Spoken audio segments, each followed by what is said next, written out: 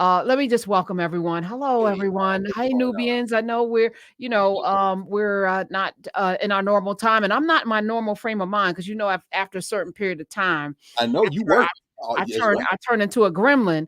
But also, it's Foolishness Friday for me, Dr. Carr. So I'm Well, in my foolishness is a good thing. I my mean, it's good to have foolishness Friday. There was some foolishness that took place down the street from you at the UN today. Well, there's some attempted foolishness that got shut down.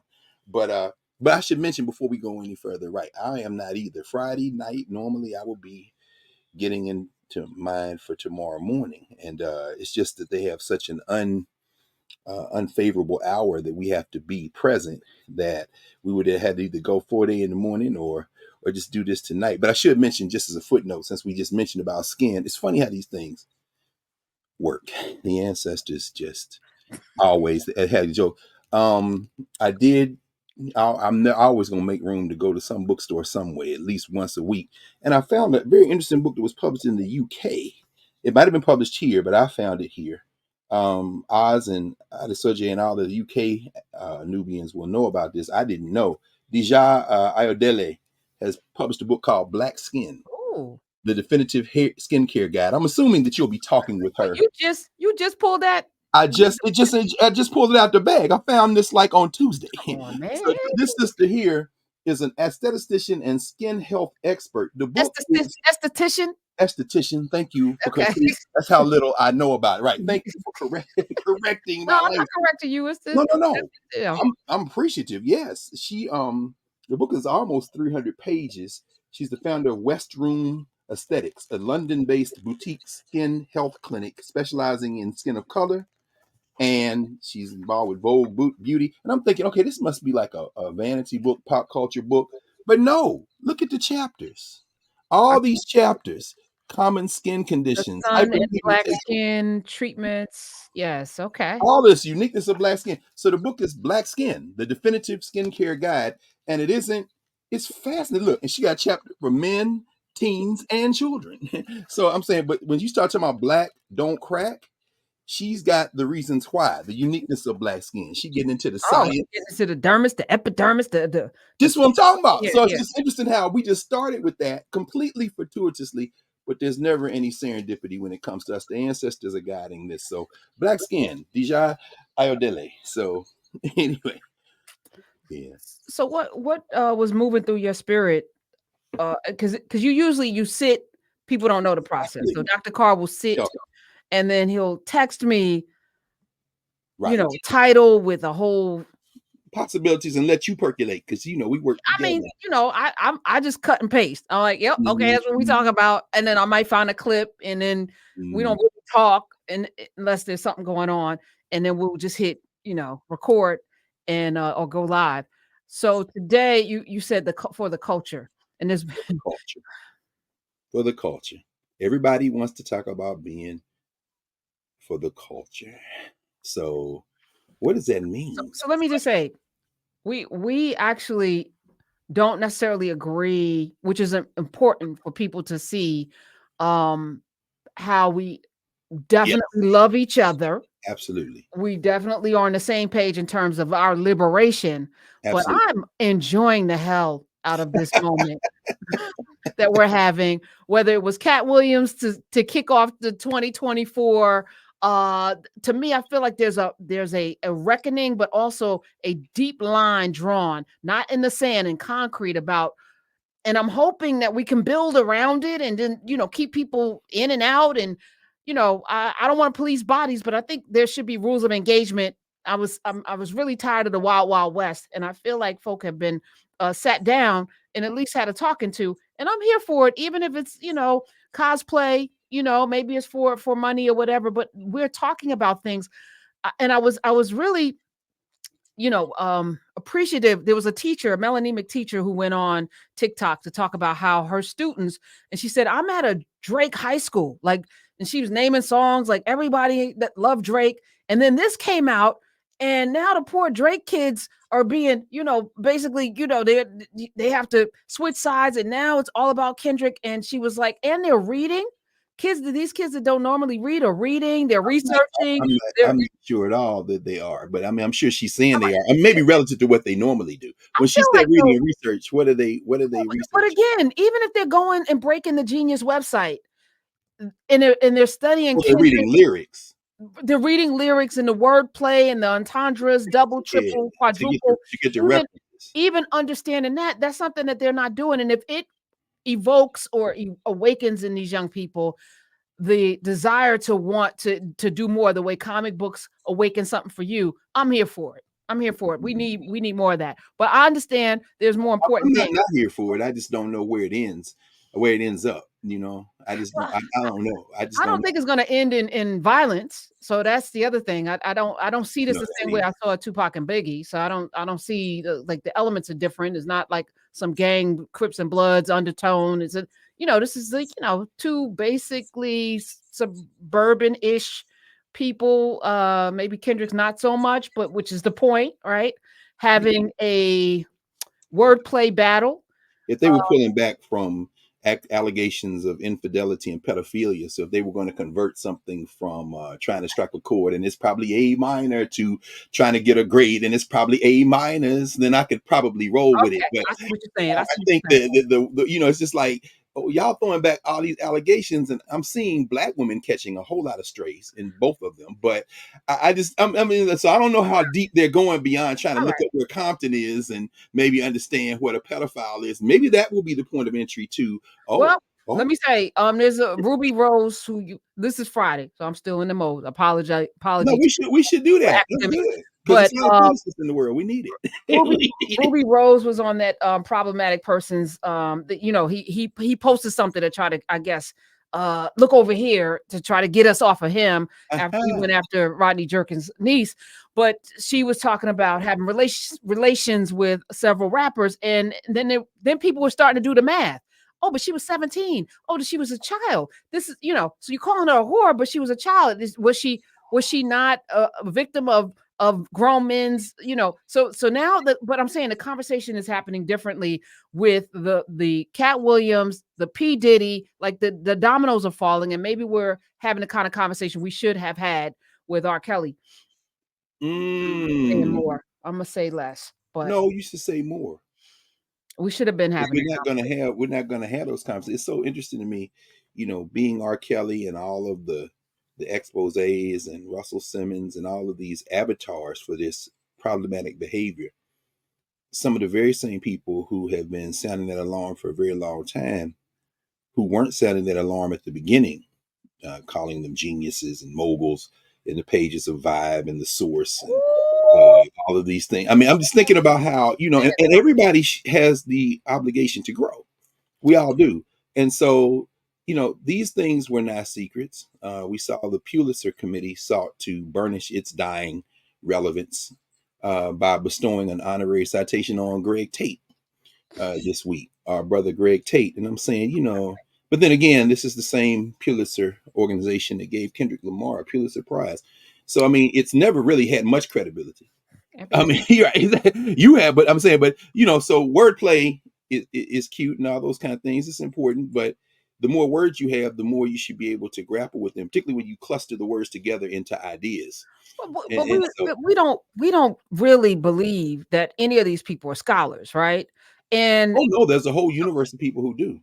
okay, but that's an entry point because if we can agree on, maybe we don't have to, but I feel like the vast majority of people aren't readers, aren't necessarily deep Oh, thinkers, the aren't, vast majority. like it's not just now, it's forever, right? There was a whole period of time when their books weren't even available. So the vast majority of people got their knowledge from other people, which means indoctrination was always part of the game, right? From day one, from the Gutenberg press on, it's always been about implanting into us what people wanted us to Oh, know, for those in power, whether we're talking about from the pulpit to the classroom, for right? sure, for So sure. if it gets us talking, now we can introduce Greg Carrs and other people that may not even, hey, you got to talk to Greg Carr about this, Dr. Greg Carr, or Dr. Black, or whomever.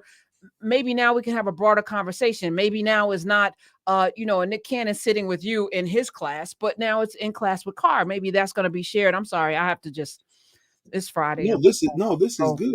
This is the conversation we have to have because you are as engaged a person, elevating the conversation as I know, consistently, day after day after day, 5 days a week, in a very in a universal network, in a cosmic network, and then with our conversations, and with the larger conversations in narrative and in Nubia, you're constantly in that dialogue, and so.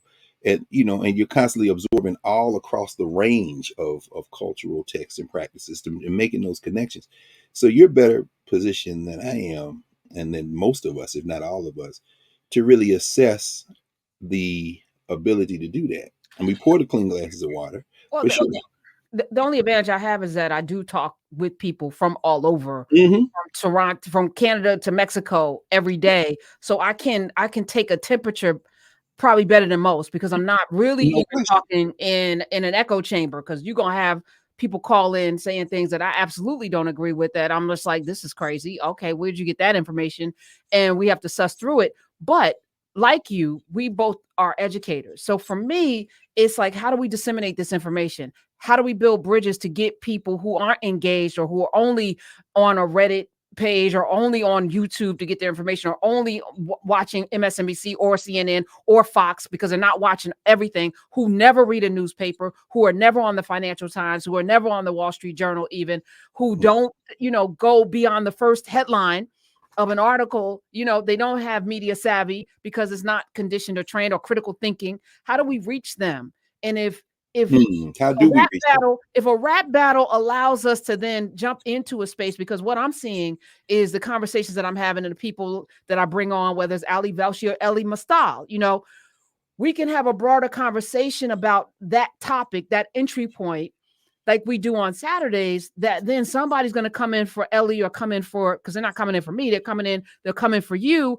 And then Mhm. maybe there's that little thing that was said. Somebody called up yesterday and was like, I said something about dry coochies, and his ears perked up. Now, if a dry coochie conversation going to bring you in to get the rest of this stuff, come on, Mm, I'm going dry coochie talking to you all mm, day.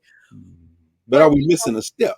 Like, in other words, if that, yes, but there in that two letter word lies the challenge. The if. right. There are people there, but I mean, and there's no way to measure. There isn't. I mean, Uh, and we don't know. I mean, for that person, his ears perked up. sure. He said, I gotta call, even though he's never listened before, which was always problematic when you come into something that you don't know. And then in that space, I have to decide, do I give him grace? Do I eviscerate Always, him? Do I use him as an example for what not to do? Can always I great. do all of that? Yes, probably I'm going to do all of that, because I'm going to be true to myself. But the other side to that is, I'm also very, very clear. I had Sylvia Traymore Morrison on today. And you saw her when you and Dr. Senyata showed up for our Foolishness Friday in DC. Yes, And she was saying to me yes. off mic something similar to what you said. She was like, the boldness with which you communicate. Like, and I'm to myself thinking, this this can't be unusual. Everyone should be telling the truth. What's the problem with saying whatever? And I could be wrong, probably most of the time, but I say it with the boldness, because like I'm here to learn as well. So it's like, let's have a conversation. Don't you want to know? I want to know. I want to know where I'm wrong. I want to learn more about the things that I think I know. I want context and texture and all of that. And I hope what we do is develop an appetite, because it's just like getting off of sugar. You start, maybe you take 3, 4 packets of sugar in your tea, and then you reduce it to 2 packs. And then, over the weeks, let me see what one tastes like. Can I develop the sweetness with this 1 pack? And then can I get to no sugar? We have to develop the appetite, which is, I think we've been doing that over the last 3, 4 years, for I agree. people to want to Oh, know. But it's that only everywhere. can come in community where everyone's welcome, people feel comfortable. We ain't got to be on 100% in agreement, but we got to have that 100% love for liberation and truth. And I don't know where it ends up, but I'm very clear that we're in a moment, and I'm not going to ignore the moment. I want to use the moment to get from here to there, and there being freedom, knowledge, power, all of the things. Yeah, I agree. And we can't stop pouring the clean glasses of water, even if sometimes they are cleaner glasses of water than what we're consuming, because we're living literally in a sugar factory. And we're living in a Or factory where that's people, oh, y'all trying to get off sugar? No problem. Let's disguise the sugar as healthy. Valithia talks about that a lot. Dr. Watkins, she says, if you take a label off of a bottle of poison, take the label poison off and put the label vitamins on, but you don't change what's in the bottle, then people will drink poison and think it's vitamins. So yeah, people want to be better. We're human. We want to improve.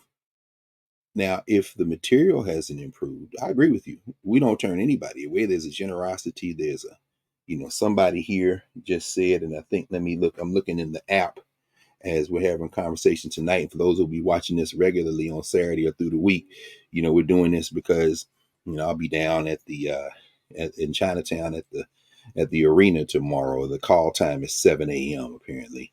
Dr. Beatty is so funny. He will be there because he's representing the faculty senate. The chair of the faculty senate at Howard University is not able to come, so Mario's stepping in. He's the vice chair of the faculty senate, so he's actually going to be on stage. If y'all want to watch the live stream, you'll see that debate there. The sister who's the head of TIAA CREF. I'm looking at they require us to have tickets, so I'm looking at her, Black woman. So she's got all our money, Prof. She'll be speaking. She got our teacher money, them pennies, them coins that we worked so hard for. TIA, it's a Black woman. She'll be speaking tomorrow. But that would have meant that we would have had to go insanely early, or I would have tried to find. I was going to try to find a place to post up in Chinatown. I had a couple of places in mind, but my people at the Martin Luther King Library couldn't get me in there before time for me to be in Chinatown. So, but somebody put here, come on in to learn about the Africana framework, because that's essentially what Kendrick is talking about, the governance structure, and the Drake hasn't moved within it. I couldn't be in more agreement in terms of Kendrick gesturing toward an idea of a them and an us when he gestures in his last, I guess, fatal to Drake, rhetorically, not like us. My problem is, I don't know that if us bit Kendrick in the mouth, he would necessarily recognize he'd been bitten by us. But when people talk about for the culture, wait, say more. What does that well, I mean? mean, culture is a very difficult concept it's very easy difficult. I mean, it's a very easy and a very difficult concept to define. Culture is very easy. Like I worked with students, and we did the African Studies course the first time, and we've been saying this over and over again for years. Culture is what people do. It's very simple.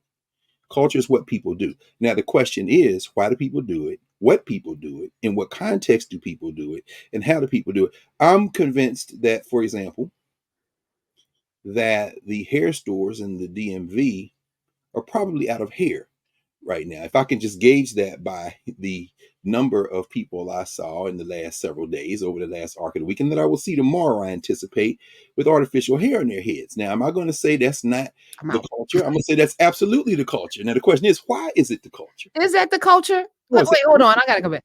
Sure it is. I don't think that's the culture. I But think see, but now you're getting into the indoctrination. context. No, I think They're doing it. I That think makes we all. it Yeah, but that's not the culture, oh, why not? because But the that has broad been definition of culture implanted. is what people do. We have been indoctrinated into this notion that somehow the hair that grows out of our head to the sky is not Agreed. beautiful. Now, we can But it's their argue hair. They pay for as it. women, we can do whatever we want, and men, No you can do question. whatever you want because we're No free question. people. But let's not lose the reality that if we were not forced into, like that clip that we played last week, into the stripped down notion of who we are, and then the benefit, the reward, and the stick, the carrot and the stick, like that, we got beaten into submission, literally, right? Oh, I agree. We're in Right. full agreement. But So does that make it not the culture? yes, it's not the So in culture. other words, you're putting some parameters around I what we am, mean by and this culture. is the year of doing that. We should Well, do that. okay. So then Yes, how far do we go, and when do we as decide far as we that's need to go till we get back to oh, set. in that case, Let's then go. we can't be quoting Kendrick Lamar as anything other than the Ah, point of entry. It's so clear that he doesn't know enough to engage in a deeper, more nuanced content. I mean, if we're putting parameters around it, if we're not putting parameters around it, he's for the culture. In other words, I mean, and we not when he says not like us, the us he's saying you're not like is a very thin surface level crafted by that very social structure we're talking about concept of us. In fact, it's not even completely honest because I mean, you start talking about who the man going with, and I'm looking at you, and I'm like, bruh, y'all the same people. Don't do that. Don't do that. I mean, because I'm just saying, and I ain't mad at him. I'm saying, what does it mean to be for the culture? I mean, it's graduation season. It's a rite of community recognition. I mean, it's so funny. I was sitting here, one of my colleagues, Baba Piwankule, who teaches Zulu at Howard. Very good brother. I love that brother. And we were sitting there today. I'm sitting next to Mario. Piwankule's behind me. And we sitting there watching these young people come and get their recognition in the College of Arts and Sciences at Howard University. um, Howard doesn't have a venue large enough for these families, for these Black families. We were sitting there, the faculty, laughing about it because the administration has made a great show at HBCUs generally, particularly at Howard, of saying this is the largest class that we've admitted in history, and now we're beginning to see the implications of that because everybody, more and more people want to come to HBCUs. That's great. But that means more and more people are going to graduate, which is fantastic, which means you don't have a venue big enough. So last night, for example, the College of Nursing, some of you all may have seen it because the news source, and in fact, independent studio, relatively speaking, shout out to the hillbillies who think we're going to get rid of TikTok by helping their billionaire friends acquire it for the American market. But the news source for a lot of young people, particularly TikTok, was reporting that one of the venues at Howard collapsed into cacophony and chaos last night at the graduation ceremonies for the College of Nursing, which is true. Allied Health, uh, Crampton Auditorium seats about 1,500 people. Probably the only unit at Howard that could accommodate a graduation ritual was probably the graduate school where we were, Mario and I and others. Actually, Valethia came on Thursday too. And I got a chance with Jules Harrell, who was in psychology, Elizabeth Clark Lewis in history. We were able to, get Miss now Dr. Carter over that last ritual line there by investing her with that hood. But there were about 95 or 96, Betty Goodwin. Shout out to Betty Goodwin, who is really basically the birth kind of birther, the doula for PhDs at Howard. Every university has them. Those of you who have doctorates, and we got a lot of Nubians in here, do. Um, you know that there's always somebody at the graduate school, at your university, at your institution, who makes sure that the dissertations are in proper form, source citation, everything from the margins on the pages to the footnotes and source citations, everything has been done. That's Betty Goodwin and has been for many decades. In fact, Ms. Goodwin retired several years ago, and they can't let her go. He bringing her back.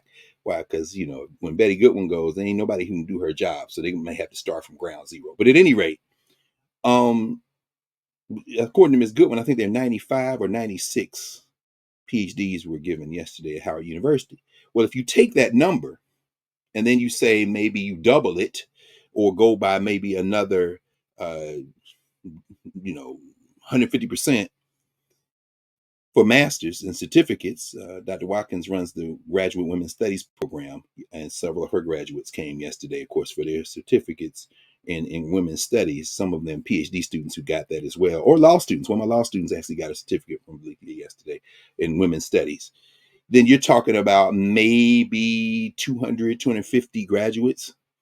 And if you then do the math and say each one of those graduates is allowed maybe 3 or 4 family members to come into the venue. And then if you take away the number of faculty who came, which yesterday probably was around 100, maybe a few or less, and then you then add all the people who don't have tickets, but here comes both grandparents, here comes my homie or my girlfriend who've been knowing this child since she was an infant. They coming in. I ain't got no ticket, but I'm coming in. Then you're talking about way more than 1,500 people trying to crowd into a venue. Well, that's the graduate school with a small number of graduates. When you start talking about engineering, medicine, law, when you start talking about arts and sciences, where you've literally got thousands coming in, and they all have, families and friends, then you're talking about a venue. 1,500 is too small for Crampton.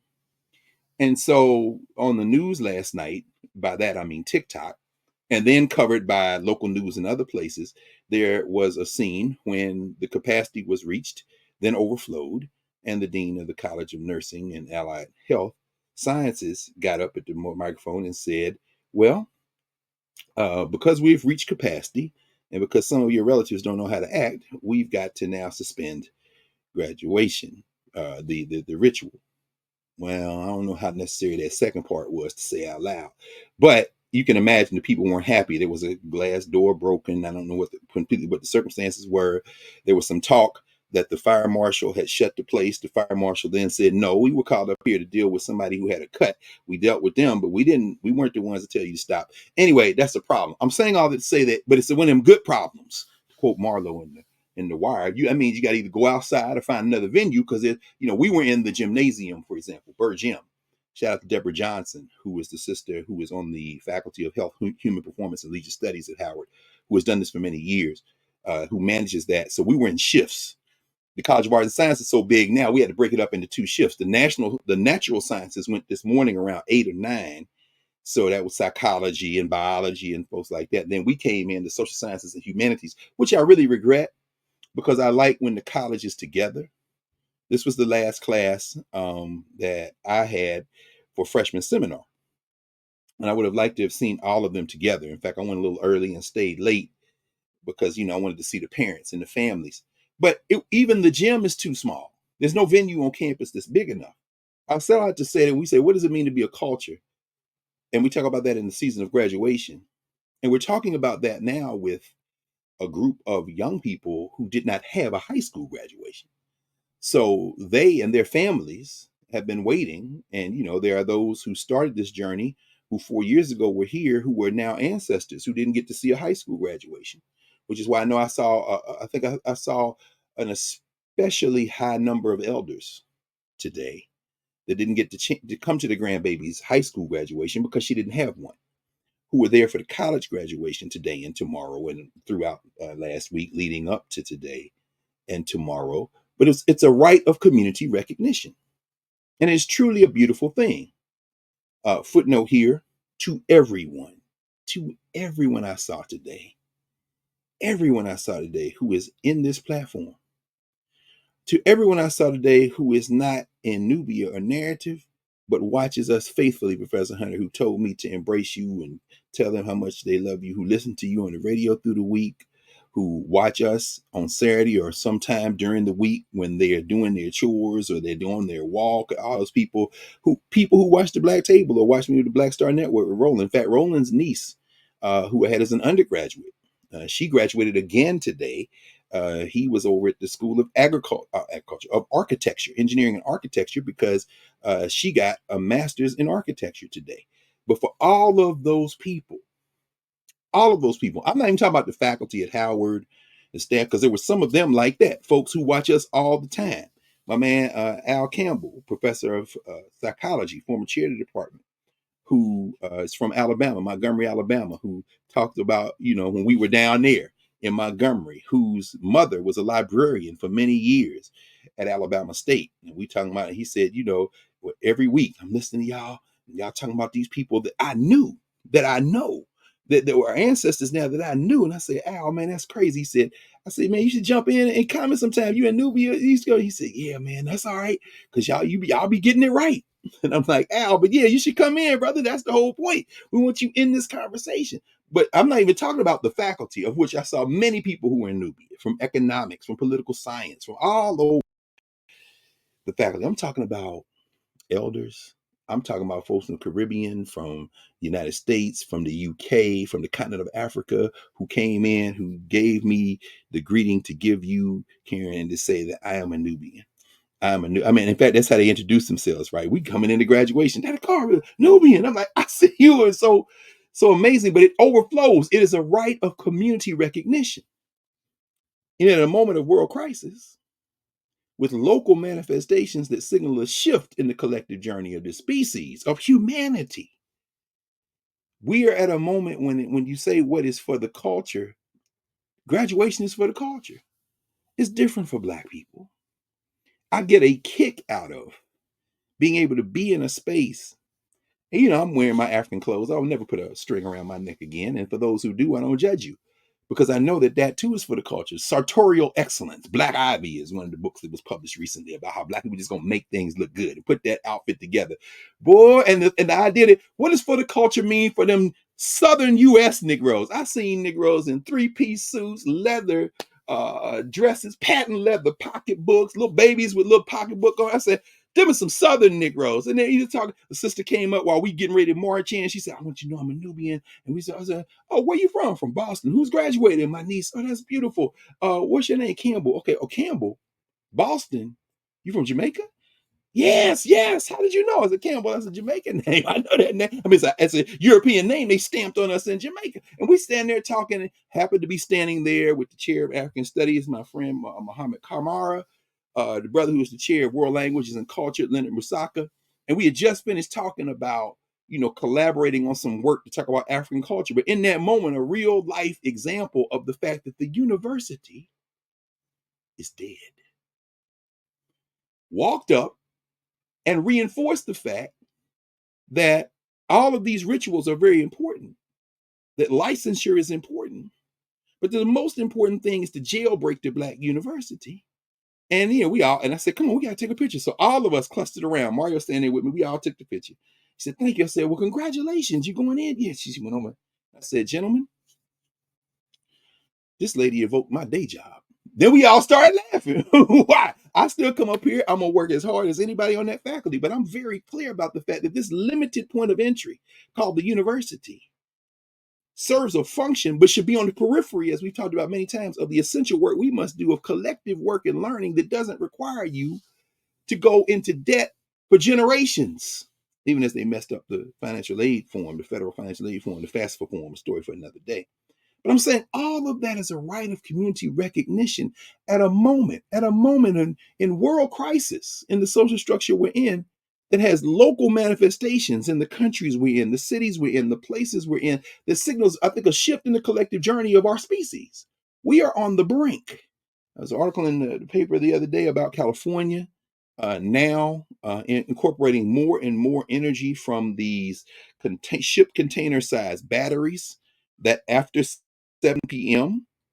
daily, having absorbed over the arc of the day solar power, also wind power, now provide over 20% of the state of California's energy needs after 7 p.m. when the sun is going down and then goes down, because they have begun to shift. This at the same time when the maniac on trial in New York has vowed to get rid of all of that and turn that industry as more over back over to his oil friends. He just had a big meeting of billionaires in Mar-a-Lago this week, led by one particular right-wing white nationalist billionaire, telling them, you need to give me $1 billion for my campaign, because when I get back in, I'm gonna get rid of all that renewable energy, sustainable energy stuff. And there's no difference between the Democrats and the Republicans, unless that's for those who perhaps don't know a damn thing.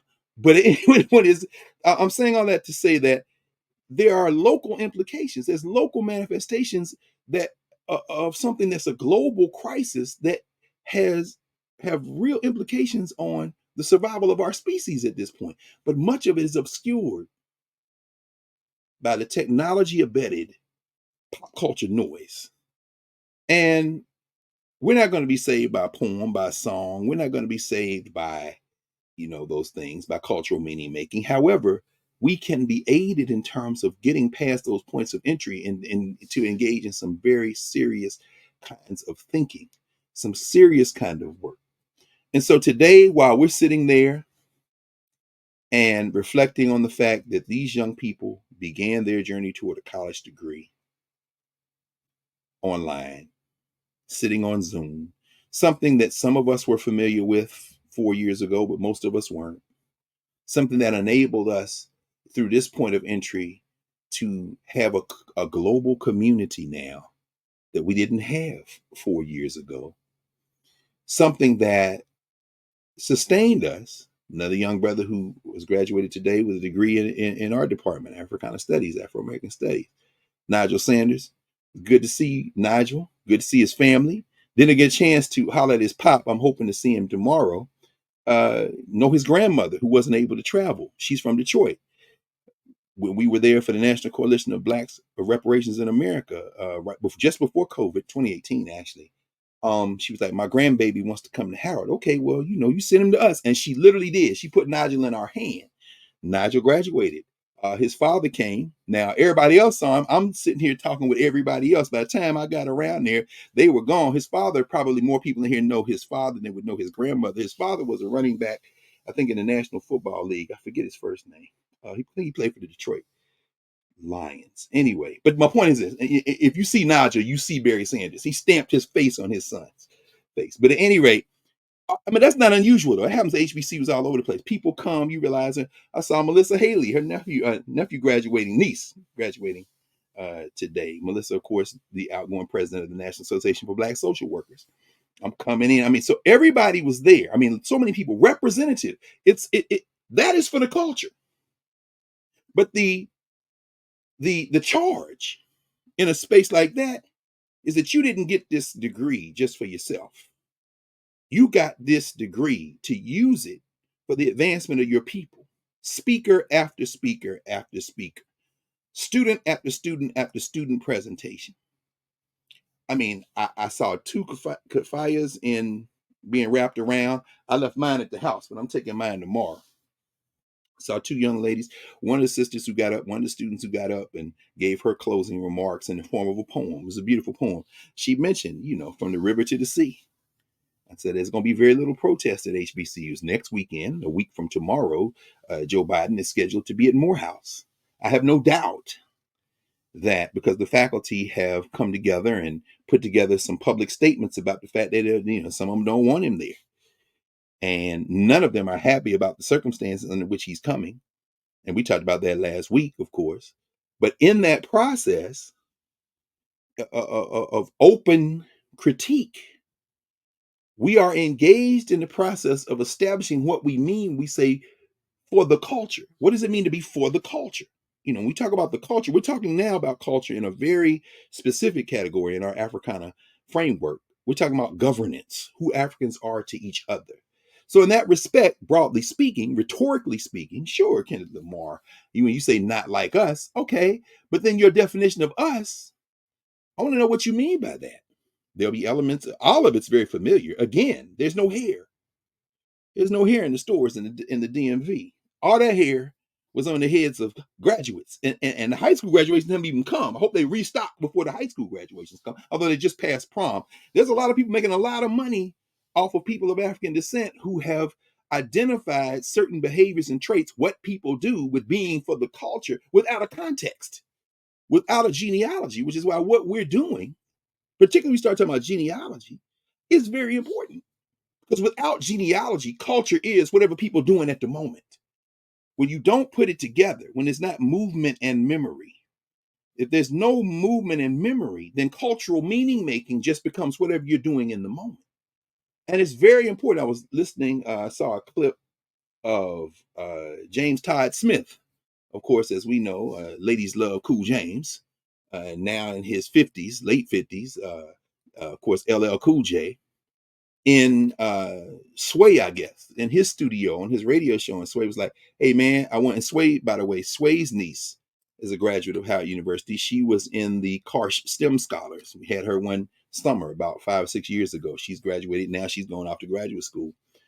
And he said, yeah, man, you never been in my studio spitting, So LL does this nominal freestyle. I'm sure it's something he pulled out of his memory banks. It's quite impressive. And in that moment, listening to LL, you realize that if these young people never heard LL at his peak, even old man LL, because now we're in the age, as I said a couple of weeks ago, after looking at Rakim and seeing him down at the Kennedy Center, we're now in the age of classic and golden era hip hop. So there he is. And of course, that's your friend. Talk to us. I mean, this is a guy with lyrical skills, right? Come on, Karen. I won't say friend. I never made friendships with people that I wrote books with. There's I mean, always but some of them you had better relationships with than others, personally, I would assume. He was 26. I was, I think, 27 or 28. Okay, 20, this what is an 28 important year olds. moment. What do 26-year-olds know about anything other than I had a But, job to do. but people are declaring that people from Kendrick Lamar to R. Kelly are lyrical geniuses and are musical Oh, no, geniuses. no. So I will say this, one of the smartest people I've ever worked with, period. Really? At 26, this man he had a wall in his house in Queens, with I mean, just deep thought, read a lot, just very brilliant. At 26, what he was contemplating at the time, I'm absolutely, to me, I feel like he should be, if we're going to talk about the greatest of all times. Come on. There's a case to be made, of course, Rakim. There's a case to be made, and I don't want to engage in that kind of conversation today. But yeah, no, brilliant to this day. To this day, Yeah. how his brain, to Well, run into somebody who is not formally educated, whatever that meant, right. that had me on my ass in a number of different ways. I was like, oh, all right, I'm gonna have to step my game up. And to this day, it's probably the best book because of his participation at 26 in Wow. every single page and going through, we spent 3 nights till 4 o'clock in the morning in my office. Actually my boss's office at the Daily News, just pouring over every single word. And that's what collaboration is. Why I love working with you. That's what that's supposed to look like, right? That's exactly right. And I That's haven't had that since I'm saying out loud. no. That Say that look, out loud. I have not had that since. This is not have that sense. No, but it's interesting. Both of y'all in your mid-20s, that trading ideas back and forth, you eliciting a life story from a man who neither one of y'all has had a full life yet. period. But because this social structure has promoted his craft and has allowed you to promote your craft in a context, that union, then creating a text for people to read, that is a moment in time that doesn't exist in the same Especially, way that it exists it'll now. never happen again. Why Uh, you say that? Why you say that? for 2 reasons. First of all, this is the only book Eminem has ever read. Um, See, admitted no, he said, I'm sorry. Well, he said out his mouth. I'm not making up stuff. what? It's No, not no, no, shade. no. It's What? not shade. It's not shade. Um, No, it's not shade. You just saying a historical fact. He said that. yes. Um, and shout out to Elliot Wilson. You know, we are in a moment in time that I think this is why I started the way we did today. To be able to now have the wisdom to know when you are in a historic moment. I've been in those places. At that time, he's at the top of his game. I'm doing this. I'm, on the come up in terms of like my writing. This is my first book deal. So I pulled on a Pulitzer Prize winning editor, Hap Harrison, rest in power, who walked me through this process. Like it wasn't just Karen Hunter and LL Cool J. He came full, but I was relying on people who were brilliant in their own as editors and things. My editor was a 20-something-year-old guy that just graduated from Oxford. We all, except for LL, who was already established, but he wasn't, who he is today, of course. But we all had something not just to prove, but it was like if you're only gonna get one chance at something, you're gonna put Come your on. foot in it, right? Come on. So I poured over, every word. I put things together because he was going through some things. But when we did the read back, one moment he looked up and he said, "Where'd you get this story?" I said, "I made it up." And he looked at me and he was like, "Oh, I better read all of this." Cause this one, I said, "Listen, they gave me a contract. They wanted a book. I'm gonna give them a book. I'm gonna fill in the blanks. Yes. We gonna do what we gotta do because they're gonna get the 60,000 words that they asked for."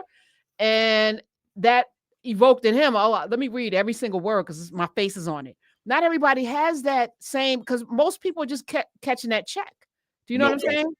No Let me question. just get that money. And so when you talk about for the culture, this man, from his grandmother to his mother to his wife, who I had to talk with all of them to piece this together. So again, when we talk collaboration, it wasn't just he and I sitting and talking. I'm sitting with his grandmother most days, right? I'm sitting with his mom on the phone and his wife, who's Mm, amazing, Simone, who gave me the colors. You know what I'm saying? I may have got paint by the numbers. I got the outline, but then they're filling in because he can't talk about being 2 and 3, but they can. And now we're filling in the blanks. But even that process, it's all of us, which is why collaboration is everything. And now everyone wants to be a singular figure. of Right. importance, right? I did this all on my own, there's somebody that has a book out. I didn't want you working on it because I didn't want people to think that you had something to do with it. And I'm like, I wouldn't want to write my own book. Do you know what I'm saying? This is Come somebody on. really famous. I was like, and it didn't do as well as it should have. I'm Oh gonna my say that too. God. Is But that it didn't do as well. it was a bestseller, but what does that mean? What does That it could be mean? 10,000 copies. That could be 20,000 copies. That could be 15,000. That doesn't mean you sold millions of books. And even then, did people crack it? Did they open it? Did they read it? Is there any insight? I didn't see any buzz around it, but this thing is a classic to this day, and I'm proud of it, right? I don't hold up Yes. many books, Yes. but what we were able to do, again, so young, I don't think it'll ever happen again like that, because people in my position, they don't have that, Hap Hairston to rely on. I don't know too many Pulitzer Prize winning editors that are molding and mentoring the way he was with me. Every chapter I was sent to him, he's like, "Oh, mama made me read Pimp during this process." Donald go Just to get the rhythm, just to get the rhythm. I was like, "Oh, Yes. he's stretching me." So Well, even that, this is the thing, and you were hungry for it, and you took that and added to it and elevated it and extended it, and then when the time came in that small window, you were able to have that convergence. And so that book doesn't exist on your shelf. It doesn't exist on my shelf, and the others, many others who read it, who learned from it, including, I guess, Marshall Mathers, which is, I guess, good. One of the greatest of all time, according to some people, in terms of wordplay. That's fine, because again, when you don't have anything to compare it to, what you're walking us through is how you build culture. So when you say for the culture, you're not just talking about a cultural text or practice. You're talking about governance, who we are to each other, how you have been trained. You're talking about rites of passage. You graduated into that work after showing yourself approved through study, through collaboration. So he says, wait a minute, where did this come from? I made that up. Okay, I got to read every line because my face is on this. There's a ways of knowing involved in that. There's a stand, and there's a social wait, let me structure. just be clear. I made it up as a placeholder, knowing that I wasn't just No, no, no. being Right. reckless. But Well, you got to put placeholders in because you know that there's a thought that needs to go here, or a story or an anecdote that needs to go here. So give me the anecdote, but I'm gonna put in a placeholder so that it flows for the content. But I wasn't gonna ever allow for something to just go out. That's not. I just wanted to just say no, that no. 'cause it sounds crazy. Sounds Thank you, crazy. because Yeah. that allows us to slow down, to um as most deaf ones say, to observe the excellence of this. In other words, like you said, that was none of us were ever going to read that, but I needed to. It's almost like a musician or an athlete. There's got to be a flow, and right. You see how your hand. I mean, this is this is the thing you train to do. So thank you for doing that, because you're unpacking the process. And I'm not saying that the contemporary folks don't have. It's interesting. I was in a conversation during COVID about 3 years ago. One of my former students, who's at the California African American Art Museum, Alex Mitchell, put together a conversation with Terrence Martin, Marcus Moore, myself, and her around this question of men of change. It was an exhibit that's traveling the country on Black men. And Marcus Moore wrote a book called The Butterfly Effect on Kendrick Lamar. In fact, the book was just being published. So we wove that in, Robert Glasper and all them, I understand, their way of cultural meaning making is not my way, It's but I was. manufactured. So that's what I was gonna say too, because nobody was asking for this book. This is probably the first rap bestseller. I've run into like Run DMC. This book laid the foundation for publishers to understand that Oh, this market was out there. They weren't asking for this. very This wasn't, interesting. yeah, the success of that book allow for the next books to come. And this is really what the dominoes are about. You put something out, you don't know whether it's going to sell 10 copies, 10,000 copies, 5. You don't know if it's going to be even received. You just put your heart into it. And fortunately, again, the reason why I can't have it, because there's not another LL Cool J out there in their 20s that's that developed. That man had been through so much at 16. Do you know what I'm saying? Like, his story arc of life was so full. And then how he went to be outside of, an NYU campus, putting his tape out in the mail, waiting to get it back. There's no social media, Come on, come not on, Noah. not giving up until he got a yes, like hounding these people, Ruben and Russell, hounding them to get seen. Do you know what I'm saying? And that So kind even of even that scene that introduced just a glimpse, a kind of fictionalization, but factionalization, I suppose, to borrow from Alex Haley and Roots version of that, when those of us in place like Nashville, Tennessee went into the dark in the movie theater, something again that will never happen again in terms of that moment of time, and see him come in there with in front of Dr. Jekyll and Mr. Hyde and Crush Groove. Like, I mean, so you saying that, I mean, that is actually a gloss of something Yes, that he's yes, literally fighting to get in that yes, room. yes, yes. I mean, but even that, I mean, how many young people, who may have dropped out and,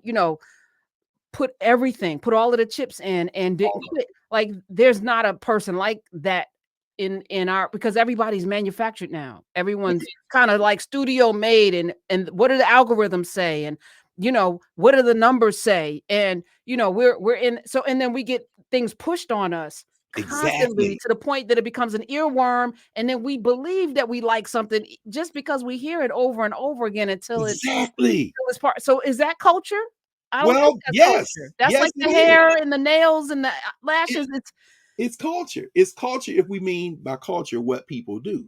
But what you introduced at the beginning, it is not culture in the sense that if we're going to put conditions on it, parameters on it, and that's where our work becomes invaluable. Because I have no problem with any rapper, any hip hop person, particularly given what you said with a disruptive or any cultural meaning maker. Because cultural meaning making, we think about this in terms of the African States framework. Cultural meaning making is just a category that asks the question: what art, music, text practices did or do African people create in a specific moment in time, which marks that moment of time in their minds? It's cultural meaning making had to be broken out from movement and memory for this very reason. Cultural meaning making doesn't assess the quality, the impact, the effect in any way other than in the context on the terms of when it appears in a moment in time. Movement and memory puts those cultural meaning making moments together and connects them. So when LL sitting in Sway's studio makes a reference to Gil Scott Heron, Come on. that's not a stray reference, as you know, Karen, better than all of us. Yeah. He knows that genealogy. Yep. You know, Student. now today's hip hoppers may make a reference to Gil Scott Heron, but they would do it to take the I in Gil, the ah in Scott, and the in Heron, and like Lil Wayne, who is one of the great users of vowels and consonants, to say something else, to turn them to turn it into something for wordplay, for something ain't got nothing to do with Gil Scott Heron's ooh. And so people would say that's genius. It is genius in terms of wordplay, in cultural meaning making, but it has nothing to do with movement and memory. I think about Barry Bonds, the song by Lil Wayne and Kanye. So when Lil Wayne says, uh, what does he say? Whenever I get them, I shall hate them. I mean Reagan's. In other words, he's saying, I want the money. And at some point, Reagan face gonna be in the money. And wherever they put Reagan's out, I'm gonna get them and I will have them. I mean hate them. So okay, so it's a little subtle critique of Ronald Reagan. There's something there in Wheezy, but at the same time, when he's saying, life of a dawn, uh, coming in the club with some fresh shit on, something crazy on my arm. And here's another hit, Barry Bonds.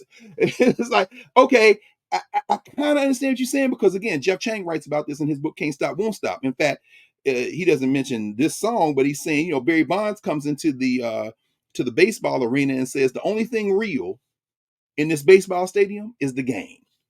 Everything else is not real.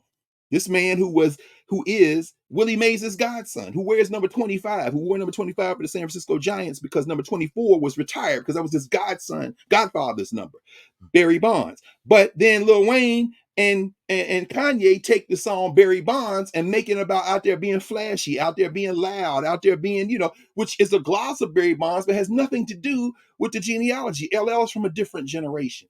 And everybody in that generation wasn't doing that.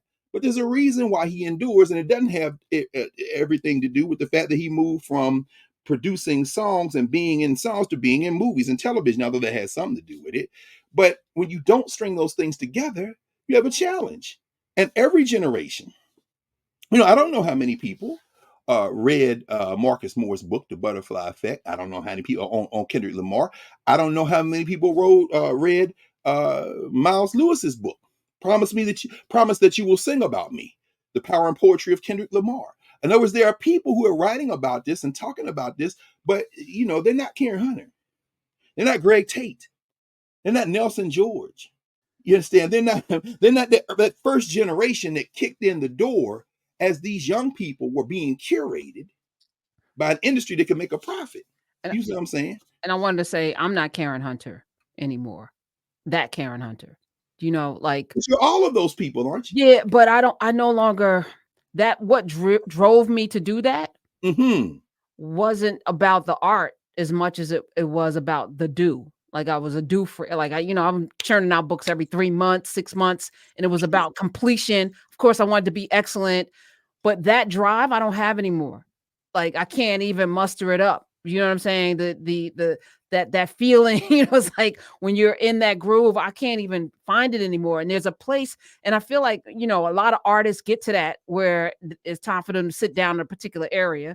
It's time for them to morph into the next thing that they're going to become, because we're not all at that place. Just the way LL graduated into and I won't say graduation, because he never left behind that thing that drives him to be great in all these other spaces. Right. But you can't capture that magic, that magic again, because all of those elements I needed to have a subject that was evolved at a young age, as this man was, to be able to give me the ingredients, the eggs, the flour, or whatever, to make a cake. Now people coming with just a bag of flour, and I gotta go find an egg somewhere. Dude, like, I ain't even no eggs. It's like, there's no eggs. All right, so it's gonna be an eggless cake. And it's going to be always missing something. There's no vanilla. Like, he had all of the ingredients. All I had to do was, get my forearms together and mix it, mix it up and make it delicious and put it in the oven. But yeah, I have yet to be able to find, and this is the closest, let me just say that publicly, this is the closest I've gotten to having that kind of back and forth, because you can't be great singularly. You cannot be great in a vacuum. Come on now. It requires somebody like an LL, like a Greg Carr, that will elevate you and make you excited about doing a thing. Like a That's all. I just want to just say that. No, this is critical. Doesn't happen. Well, let me say, while you may not. Oh, wait, hold on. I'm sorry. No, I'm trying tell to me. get myself out. No, I was trying to get myself out and do this. There we go. Say that. Good. No, it doesn't. You're not that same person. None of us are the same person we were. And so here we are on a Friday night. Let me pause here and recognize that our elder has entered the room. Apparently, Reverend Wright is here. And there's nobody I know who knows more about what we're talking about right now than Jeremiah A. Wright Jr. Come on. I'm telling you right now. I mean, and I'm talking about not just as a brilliant elocutionist, as a first-rate intellectual, as someone who is an institution builder, as somebody who inherited that in terms of movement and memory from his father and the work that he did in Philadelphia, and his mother, and then coming to Chicago and the Trinity and inheriting that institution and growing it and then passing it off. No, I'm talking about somebody who very specifically, if you can get your hands on a Bible of a book by John Lavelle, who was on the faculty of Howard University for many years, called Black Song, The Forge and the Flame. This book is huge, 1,000 pages plus book. In the acknowledgments, he thanks one of the students who helped him write that book, and that would be Jeremiah Wright. So when we think about the great Black cultural meaning makers, the musicologists, the scholars of this, if Jeremiah Wright had never entered the pulpit, and we're so grateful that he did, if he never entered the pulpit, his work alone in musicology would be towering. So to bring all that into the pulpit with that singing voice, and I tell him all the time, man, once every few days, I just go on and get some never random, Jeremiah Wright sermon or watch him in conversation. It's all over social media now, all over YouTube, all over clips, being chopped up in the clips on YouTube, on TikTok and YouTube Shorts. But so he's here. I wanted to acknowledge that. And Marlon made a point, our brother Marlon, in the chat a moment ago, in the Nubia chat, saying that, he evoked Lupe Fiasco and said he enjoys Lupe Fiasco's work, his cultural meaning work. He says it to him, it is as nuanced a combination of words and thoughts as Chimamanda Adichie. He said neither one of them is revolutionary, but he enjoys it. I agree with that wholeheartedly. I had a chance to sit in a conversation with Lupe Fiasco about 10 years ago when he came to Howard. His sister came, who was teaching at the time at Northeastern Illinois University, the Jacob Carruthers Center. And we were talking about Emmett Till in the context of a film that somebody they were supporting had put out on Emmett Till, the resurrection of Emmett Till. Very interesting little short film. And Lupe Fiasco has a whole school, who is a sister who graduated from Howard, was one of my students now, Nikki, who is a hip hop performer, who's more than that, really a cultural meaning maker. And she talks about this. They had a whole school for talking about how you put together in the craft of hip hop, the question of lyricism, the question of how you combine. In fact, I'm finishing up Black Thoughts, one of his memoir, The Upcycled Self, a memoir on the art of becoming who we are. Y'all can see that. This is Black Thought's new book, the Upcycled Self. And I'm, when we were doing freshman seminar. Who's the ghostwriter? Who's it? That's a good question. Actually, there is no ghostwriter. Memory serves me correctly. Of course, right, but I don't see anybody. No, that's good. He probably can be. Tariq Trotter. Well, yeah, I mean they claim, but again, it's interesting because right, it doesn't say, but it reminds me when Regina and them asked me to help Baba Dick Gregory. The initial thing with his last book, the initial thing was for me to be the ghostwriter, and he's put my name on it. I'm like, I'll warm him up for y'all, and that's what I did. I have all of those tapes, hours of me and Dick Gregory just talking. And then one time, I was looking through some old computers for something the other day, old hard drives, and I found the video I took when he came to class. I told y'all about that time he came to my class, and we were over there doing the work. I said, Bob, I gotta go to class. Yeah, I'll come with you. So I actually recorded it. I have a video of Dick Gregory sitting in class at Howard in Locke Hall having this conversation with us. But I'm saying, it takes something that I have such great respect for when you're able to do what you do, Prof. I mean, what you've done, which is enter somebody else's life and all the lives that surround them and produce something that then people who have to develop an appetite to consume that. You could have written it one way, but the fact that you could write it in a way that was accessible, there's such a talent and skill there. And so for you to say you're not that person, completely understand. And at the same time, again, this is why Africana is so important. We take the concepts from the long view genealogy, what Jacob Carruthers calls the deep well of our cultural meaning, of our ways of knowing. An Egyptian phrase that translates into my heart of different ages. We're always the people we were, even if we don't exercise those people in the living now. But all of those people bring us forward into the space. What was it? Our brother Kevin Powell said, quoting the hip hop lyric, "Everything I was made me everything I am." I mean, this kind of thing, that is an echo, unintentional perhaps, but an echo of what the Egyptians would say, my heart of different ages. And so, but when you're reading in Black Thought and how he puts his work together, Tariq Trotter, he didn't name himself. Tariq means book in Arabic. I mean, that comes out of a genealogy. And when you look at how he grew up in Philly, how he entered the craft, how his friend Amir Questlove Thompson, who's getting drugged on social media for saying hip hop is dead, and the young people are saying you're a boomer because he's saying I listen to this stuff between Drake and Kendrick, and I'm saying what the hell is going on? Hip hop is dead. You always saying it. Go play some drums, and I'm saying every generation going to do that. I ain't mad at them, but then I'm saying. And there are going to be people who, who put the work together. I'll never forget the day, we're doing freshman seminar. This was the fall, and 215, Black Thought's song 215 came out. It's just before the EP came out. And I put the lyrics up, and I said, because I'm good, but we got to put these lyrics up because this is what y'all listening to.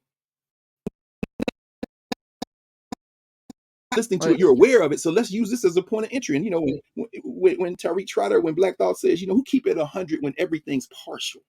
Dignity and sanity is what the game costs you. Wake up to these paddles on your chest. We had lost you. I'm just painting the picture like Kerry James Marshall. And this is a moment when I don't know who Kerry James Marshall is. Well, here's your point of entry to find out. And he goes on to say, I'm just taking a picture like Carrie Mae Weems. Oh, I got to go find out who Carrie Mae Weems is. So smile and say cheese. We in 2018 in a pyramid scheme, nightmares and daydreams from the runaway slave to the modern day king. I mean, it's a critique of the contemporary moment. Now, when Kendrick, who I hope has grown past the idea that you can somehow pass off nigger as negus, which is absolutely incorrect, but you're growing. You're heart of different ages. Don't do that. I tell people, kids all the time, I'm saying, young people say, y'all know Kendrick, do you know Lupe? I heard of Lupe. Right. Lupe was Kendrick before Kendrick. See what happens in a completely commoditized culture. And I'm not even making that comparison like a one-on-one comparison, because I think that there are major distinctions. Those of you who listen to that stuff know better than I do, because I don't listen to it as much as I could, because, I don't know how many more breaths I have in my body, and you got to choose where you're going to spend your breaths. You know what I'm saying? That's the Hayward Carr philosophy. Sometimes you got to go through life like you got one bullet in your gun. Are you going to shoot it going through this stuff that's on YouTube and on TikTok and look up and it's been 6 hours, or you could have spent them 6 hours finishing up another book. But I'm saying all that to say that all of these demonstrations of cultural meaning making take place in their time.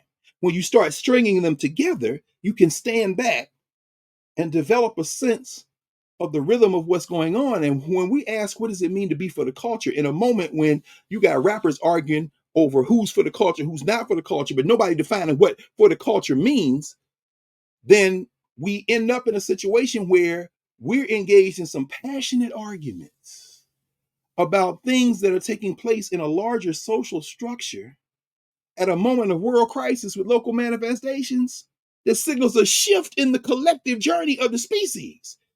It's being obscured by the technology and the pop culture noise.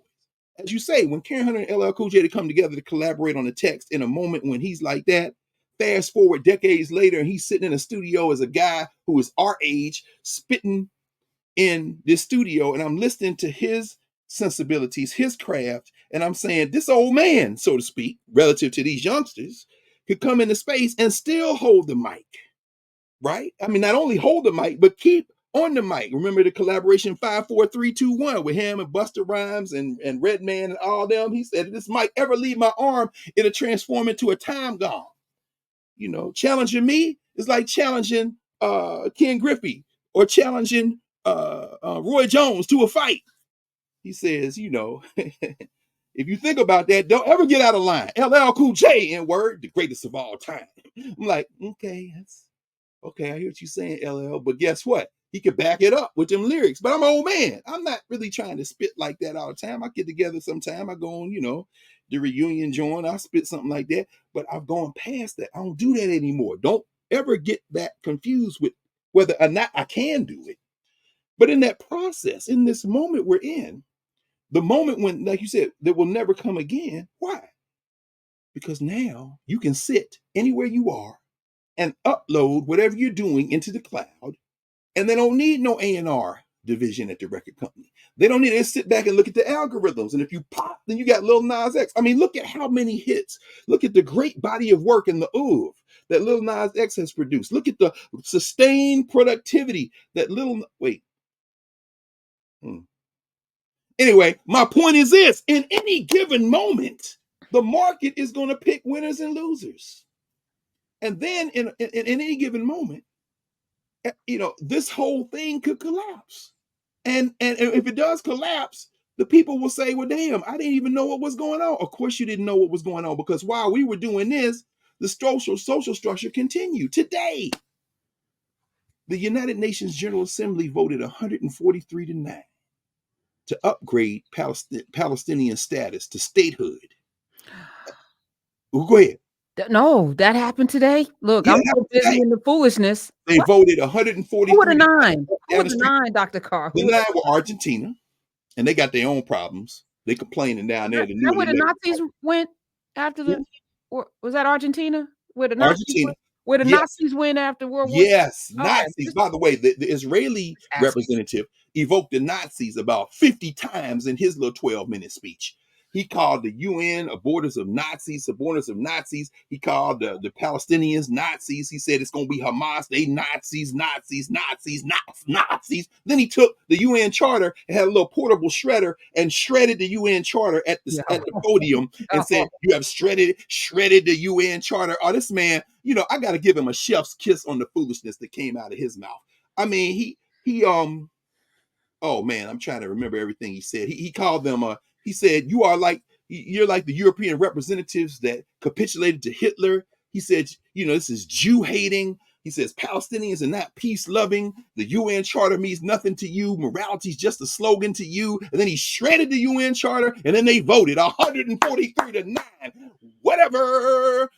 Those 9.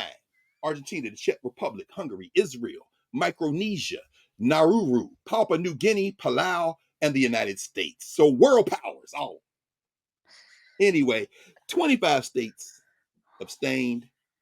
But among the ones that voted yes, many members of the European Union, Belgium, Denmark, Estonia, France, Greece, Ireland, Luxembourg, Portugal, Portland, the Slovenians, the Slovakians, Spanish, the African countries, the Caribbean countries. Very interesting.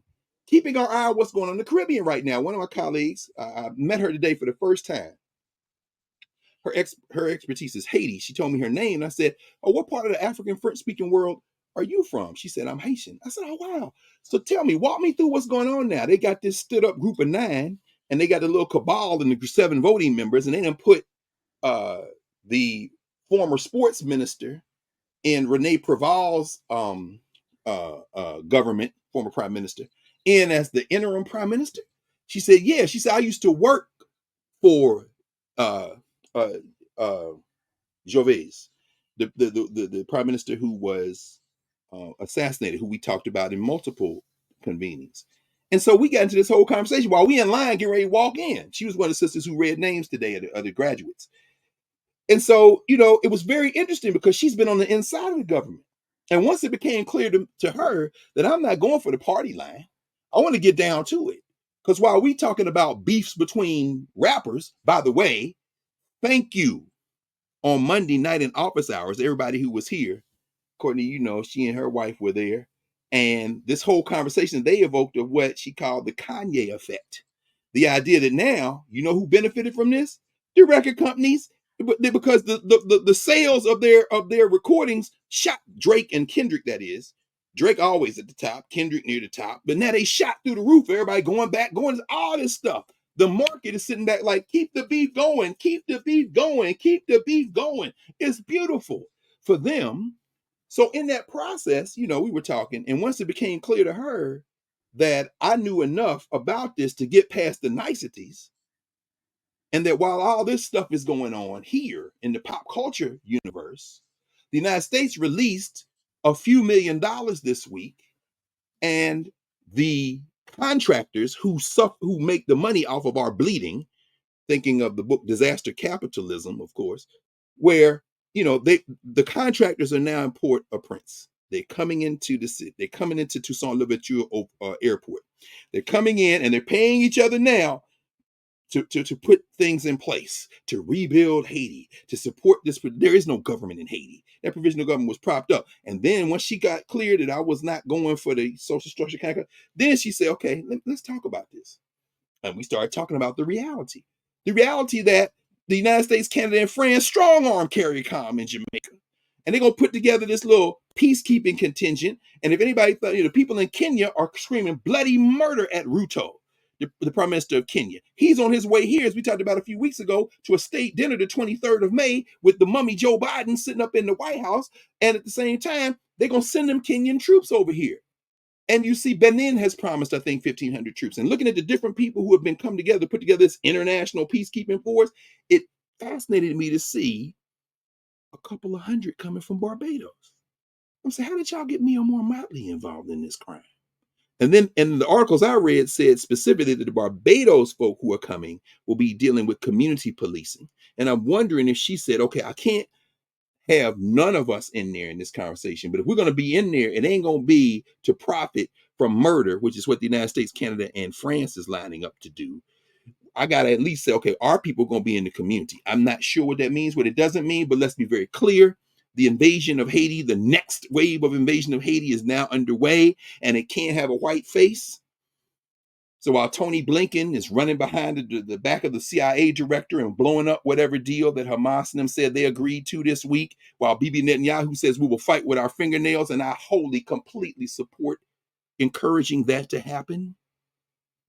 You see, when you fight with your fingernails, if you ain't got no guns, no bombs, no weapons, and the cosplay that the mummy did this week by saying we're going to stop 3,500 bombs and those munitions, we're not going to give you those. Why? Because you done already gave us hundreds of thousands of other things, so you don't need any more bombs to continue your genocide in Rafah. You don't need any more. But the fact that he said that at all and pissed off all of the billionaires and all the AIPAC and lobbies that are propping up these people, the fact that he pissed them off at all is because of the organized resistance, the organized global resistance for the culture, not black culture, human culture. Because we talk about for the culture, we got to ask ourselves, what do you mean for the culture? You've got, for the culture could mean human culture.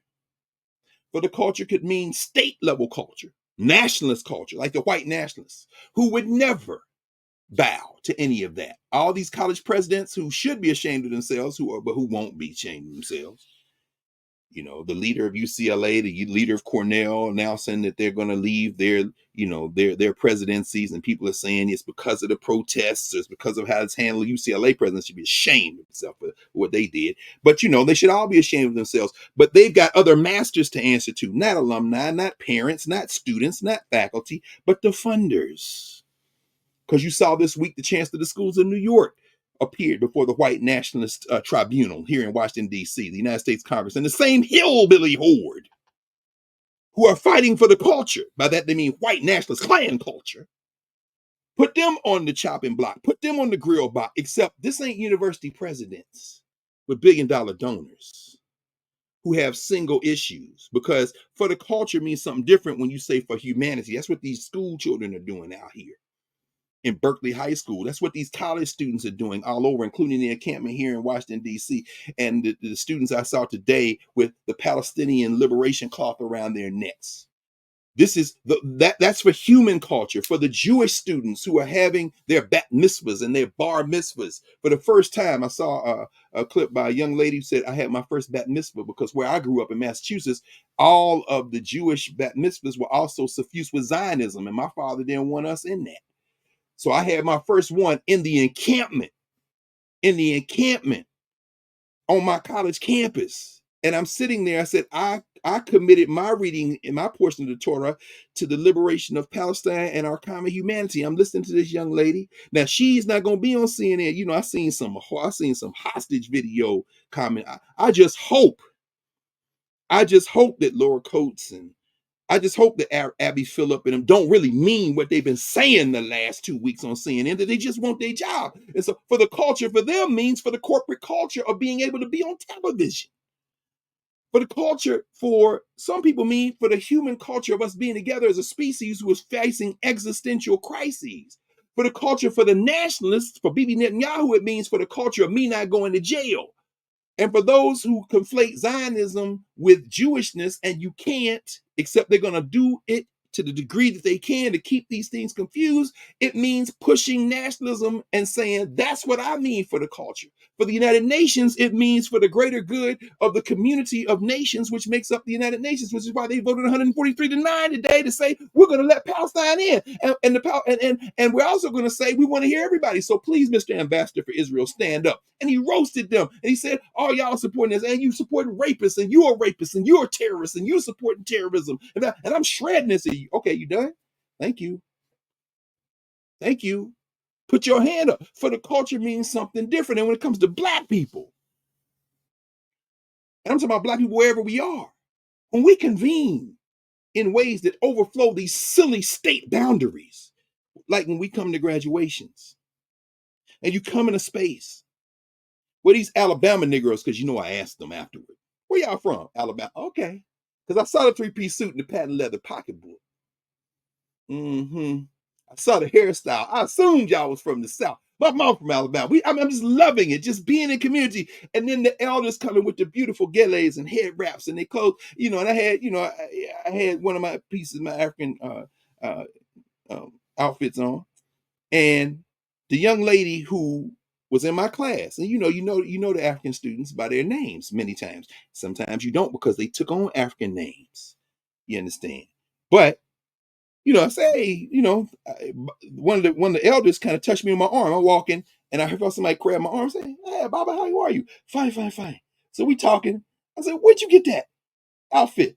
He said, "Nigeria." I said, "Where you from?" He said, "Eastern Nigeria." So you Igbo? He said, "Yeah, I'm Igbo." He said, I said, "I got this made for me too in Nigeria." We started talking, man, and he said, "I'm here with my granddaughter." I said, "Where is she?" He pointed. So I was my student. This child born in the United States, but her grandfather and grandmother from East Nigeria. American descendants of slavery. I understand. I am one of those people who were descended from those who were enslaved, but they were descended from those who were not. Did not your ancestors have ancestors? You're gonna let these people screaming for the culture get you caught up in there for the culture. You're gonna put a black face on that American flag. And as I sat there today and watched commissioned students, my students, being commissioned into the Air Force and the Army with great pride and black people clapping, and then listening to them sing, lift every voice and sing. And then watching these Africans from all over the African world be in the space. What a glorious mess. What does it mean to be for the culture if you have it defined beyond just what people do? This is where we have to get into the details, and it's a matter of life or death. And when the child get up and do her poem about coming in with no graduation, and after 8 years finally having the graduation and having to do this, and all the references that people make in their graduation speeches about all the things we endured, all the things we achieved, and then she drops in the middle of it from the river to the sea, and everybody start cheering. I'm saying these the same people who just cheered the Air Force and the Army. Is there a contradiction? You're damn right. Is there not a contradiction? You're damn right. Because what we have to do in this space is have these conversations that help us suss out what it means to be for the culture. Or we can leave it to a social structure that makes profit off of beef that ain't real. As we remember what Mos Def said, beef is Iraq, Gaza Strip. Some beef is big and some beef is small, but what y'all call beef is not beef at all. Beef is real life happening every day, and it's realer than those rhymes that I gave to K Slay. This is being a real N-word PSA. In other words, let's deal with what's beef. What's really beef? When you listen to the Mighty Mos Def, Black Dante, Yasin Bey, and his brother, of course, Talib Kweli. What's beef? I'm tell you what's not beef. Of course, they perform that live on the Dave Chappelle show. All these good Muslims. But at any rate, we ain't heard a word from DJ Khaled. So it took the white dude, Macklemore, to release Hines Hall. Guess who not going to release Hines Hall? Not today, Kendrick and Drake. Guess who might release it tomorrow or next week if enough people jump on that side and protect them from the critique of the record companies and everybody else because they ain't trying to mess up their bag. You can't be no revolutionary and get paid. Those two things don't work together unless cosplay revolutionary allows you to get paid. And that's the kind of poison that they change the label on that they give you to consume. We're trying to pour clean glasses of water. So, you don't wind this up. This is an abbreviated one. It's Friday night. Get up in the morning and, go over here and watch these people. And this is the first trifecta I've done in a long time. The graduate school, I was only there because Dr. Carter was there. Got to go. This child didn't work that hard.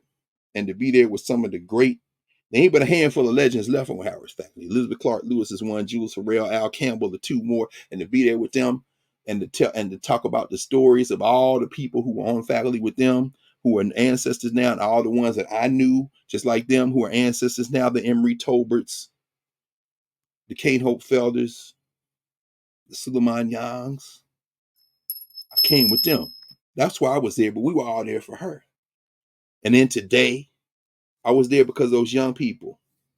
I was there, so that I could walk in and see Regina from Philly. Regina's going to Temple in the fall. But her mama, her grandparents, her auntie, all of them, I wanted to see them.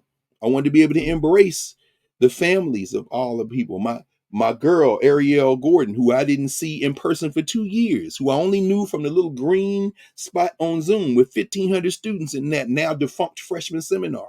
And this child always had something to say. 1,500 people, but you could count on Ariel to jump in there and say something. And when I finally saw her, I said, oh, you Ariel Gordon from the Lou, who did not make 1B in undergraduate, 4.0.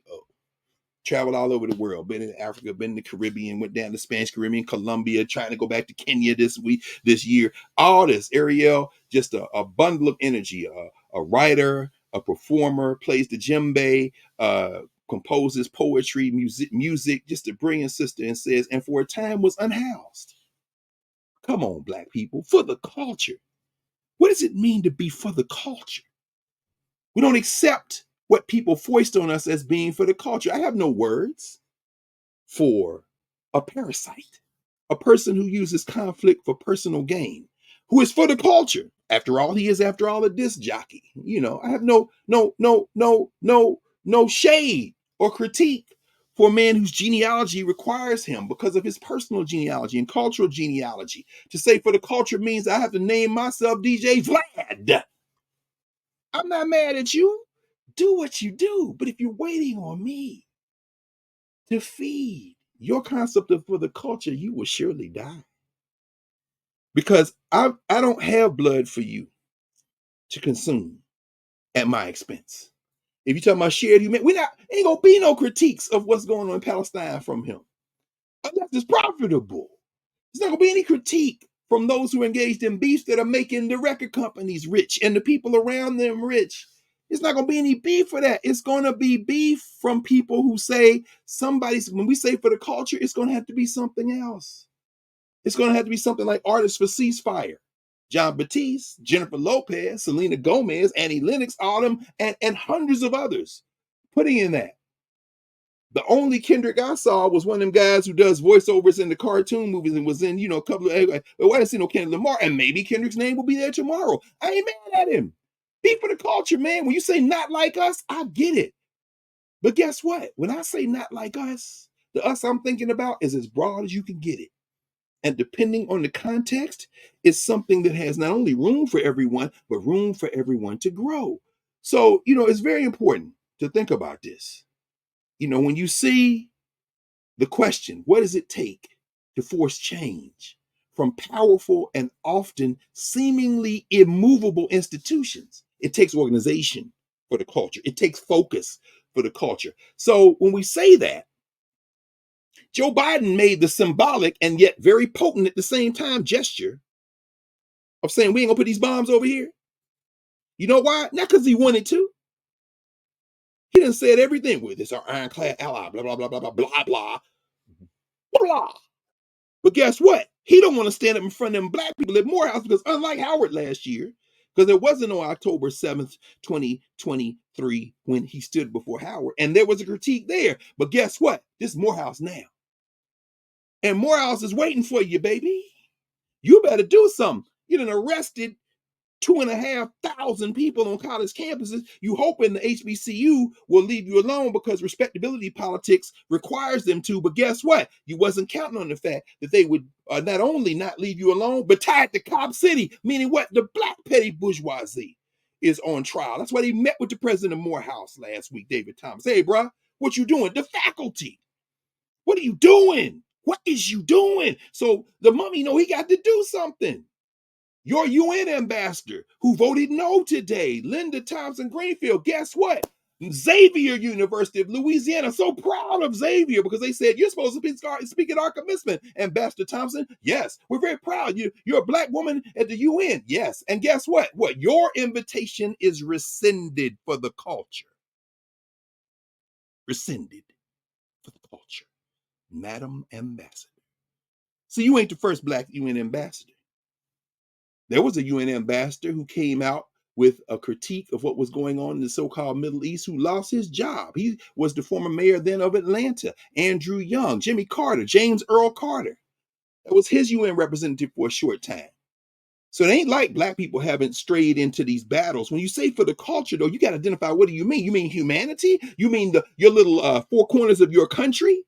Chinless Tom Cotton, Punk Tom, Ted Cruz, all you white nationalists. If you don't think there's a difference between the Democrats and the Republicans, you could protest till the cows come home. Them white nationalists in the White Nationalist Party, when they get back in, the man done told you, Project 2025, they're going to end everything. So when Macklemore says, I'm not voting for Joe Biden, I'm like, dude, I give you full credit for this critique that you've raised. I give you full credit for what you've done in this song that you've put together. Hines Hall, renaming Hamilton Hall at Columbia, where the students took it over. I understand that. I give you full credit for that, naming it after the 6-year-old Palestinian child who lost their life along with every other member of their family who was in the car that was bombed by Israel, with a bomb that had taxpayer dollars from the U.S. behind it. I understand that. But when you say you're not going to vote for it, hey, man, you got enough money to talk that talk. At least you think you do. You don't, but you think you do. Those of us who are directly in harm's way, who somehow think that foreign policy and domestic policy don't work together, you put that white nationalist sitting up there going to sleep while Stormy Daniels tell all his business. You put him back in. See what happened to you. We won. What did you win? You won the right to now say what you're going to do for the culture. Because for the culture, then ain't going to be rap beef. No. As Mos Def said, in what's beef? Beef is what George Bush would do in a fight. Beef is what Donald Trump will do back in office. Now you're going to have beef. You think that's beef before? Or you're going to find out what beef is. So we kind of wind this up. I wanted to think about for the culture as we watch another set of students go through the rituals of graduation, college graduation, high school graduation, as we watch students in middle school go off to their dances, and high school students finish their proms and go on their senior trips. They're flooding the District of Columbia now to be reinforced in the national myths of America. Go to any museum, you'll see them in there now. At least we're past the wave of all these white kids having these damn MAGA hats on. I don't see as many now as I did before. But perhaps we'll see even more when Trump gets back in. But there was a time when HBCU graduations were experienced as being for the culture differently. That was when apartheid was in place. The goals were more explicit. Achieve for the race, not for yourself. The rhetoric is still there, but the stakes have changed. Sacrifice, delayed gratification is a different conversation in the 1920s, 30s, 40s, 50s, 60s, 70s, 80s. But then it began to shift. After apartheid ended in the United States, now it becomes individual achievement for the race. And people clap and it's beautiful, but it's not the same feeling this week. That's why I had a shirt on. This is from the Gibson MVP. This is from the Josh Gibson Foundation. My man, Sean Gibson, the great grandson of the great Negro League player, Josh Gibson. They came on campus on Monday. I gave them a tour, was together for several hours with them. It was a beautiful thing. By the way, Sean, your grandchildren are delightful. Little boy and girl knew the answers to all the questions I was asking. It was a beautiful thing. And we stood there in the corner where Howard University Hospital is, the old Griffith Stadium. And I had reread, kind of just to get in the mood, Brad Snyder's book, Beyond the Shadow of the Senators. The Washington Senators, Brad Snyder. Of course, you see on this cover the great Josh Gibson and Buck Leonard. There's Josh Gibson in the middle. So his great grandson, Sean, and the community from the Josh Gibson Foundation of Pittsburgh brought those students. And, just sitting there thinking about that and thinking about, the Homestead Grays. There's a young brother David, who works for the Washington Nationals, young brother, graduate of Prairie View A&M. And we were talking about the legacy, what it means to know that history of the Negro Leagues, the great Andrew Rube Foster, and then talk about all those men and women. We talked about Effa Manning, of course, and the Newark Eagles that we talked about here. But in the process of the conversation, you made me thinking about the Homestead Grays. And Josh Gibson, of course, Satchel Paige, these big names. But there was also the great Buck Leonard. Lou Gehrig played for the 1927 Yankees. Lou Gehrig and Babe Ruth. Babe Ruth, amazing baseball player. Babe Ruth, the Josh Gibson of white baseball.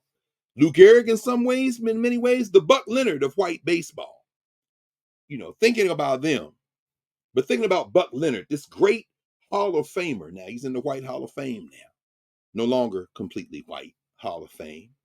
And Buck Leonard played on those Homestead Grays teams. Arguably, the Homestead Grays, the greatest of the Negro League teams here in Washington, D.C. And as I was rereading The Shadow of the Senators and I got to the epilogue, I said, let me go see, can I find some of these interviews by Buck Leonard? Because, Buck Leonard has biographies, but Buck Leonard survived a stroke that he had later in life. And according to Brad Snyder, that's probably why you don't see him in Ken Burns' baseball series and you see his friend, Buck O'Neill. Because Buck Leonard was a great storyteller. He lived quite some time after the stroke, but he didn't have the complete recall in his kind of contemporary life. You know how people won't have the short-term memory, but they have the long-term memory. It was still there, but he was kind of slightly capacitated. But I think about him in terms of being for the culture for this reason. Buck Leonard, the great Negro leaguer. Buck Leonard said, I had two regrets in life. One, I wasn't able to complete my formal education. The other one was I never had any biological children. But Snyder writes in Beyond the Shadow of the Senators, beyond the story and the social structure of the racist Clark Griffith and his son, Calvin Griffith, who moved the Washington Senators, who they wouldn't let black ball players be on there, but they would rent out Griffith Stadium, where now Howard Hospital is, of course, to the Homestead Grays, and thousands of black people will come and watch the Grays and fill the coffers of the Washington Senators. Calvin Griffith, who said, I'm going to move my team somewhere else because too many black people now in Washington, D.C. after Washington became majority black in the 1960s. So he moved the team to Minnesota. It's the Minnesota Twins. And then Major League Baseball gave him another franchise in Washington, and they moved that one to Arlington. That's the Texas Rangers. It's too black in this city. So that story is told in there, but the story I was interested in wasn't the social structure story. Calvin Griffith, by the way, who said, the great Afro-Panamanian hitter, the great Rod Carew, who played for the Minnesota Twins, said, you shouldn't have signed that contract.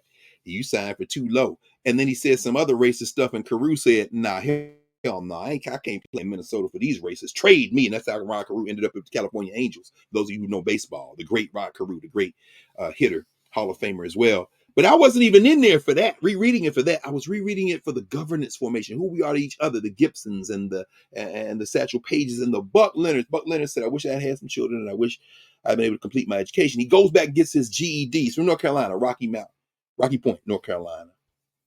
And I'm sorry, not Rocky Point, High Point. Y'all know North Carolina, y'all know North Kakalaki. But he said, he sent his siblings, his nieces to school. He got his GED. He sent them to school. He became a very successful business person. And I found an interview with Buck Leonard out there on YouTube. Buck Leonard talking to a young sister, a reporter in North Carolina. And Buck Leonard says,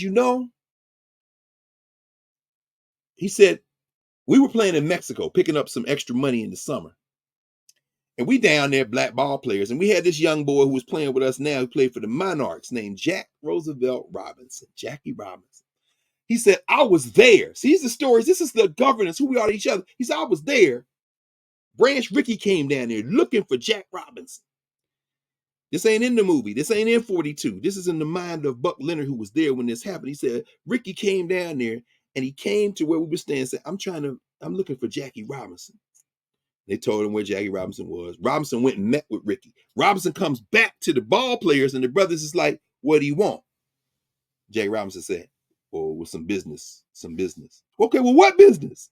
It was just some business. Later, they read in the Mexican papers that Robinson had been signed to play for the Dodgers.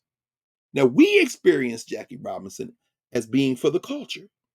But when we say for the culture, what do we mean? Because for the culture, for Branch Rickey meant doing a little good and making a ton of money. For the culture of business, the culture of racial advancement, the culture of making the Dodgers Black America's team. But before that, it was the New York Black and the Indianapolis Clowns and the Homestead Grays.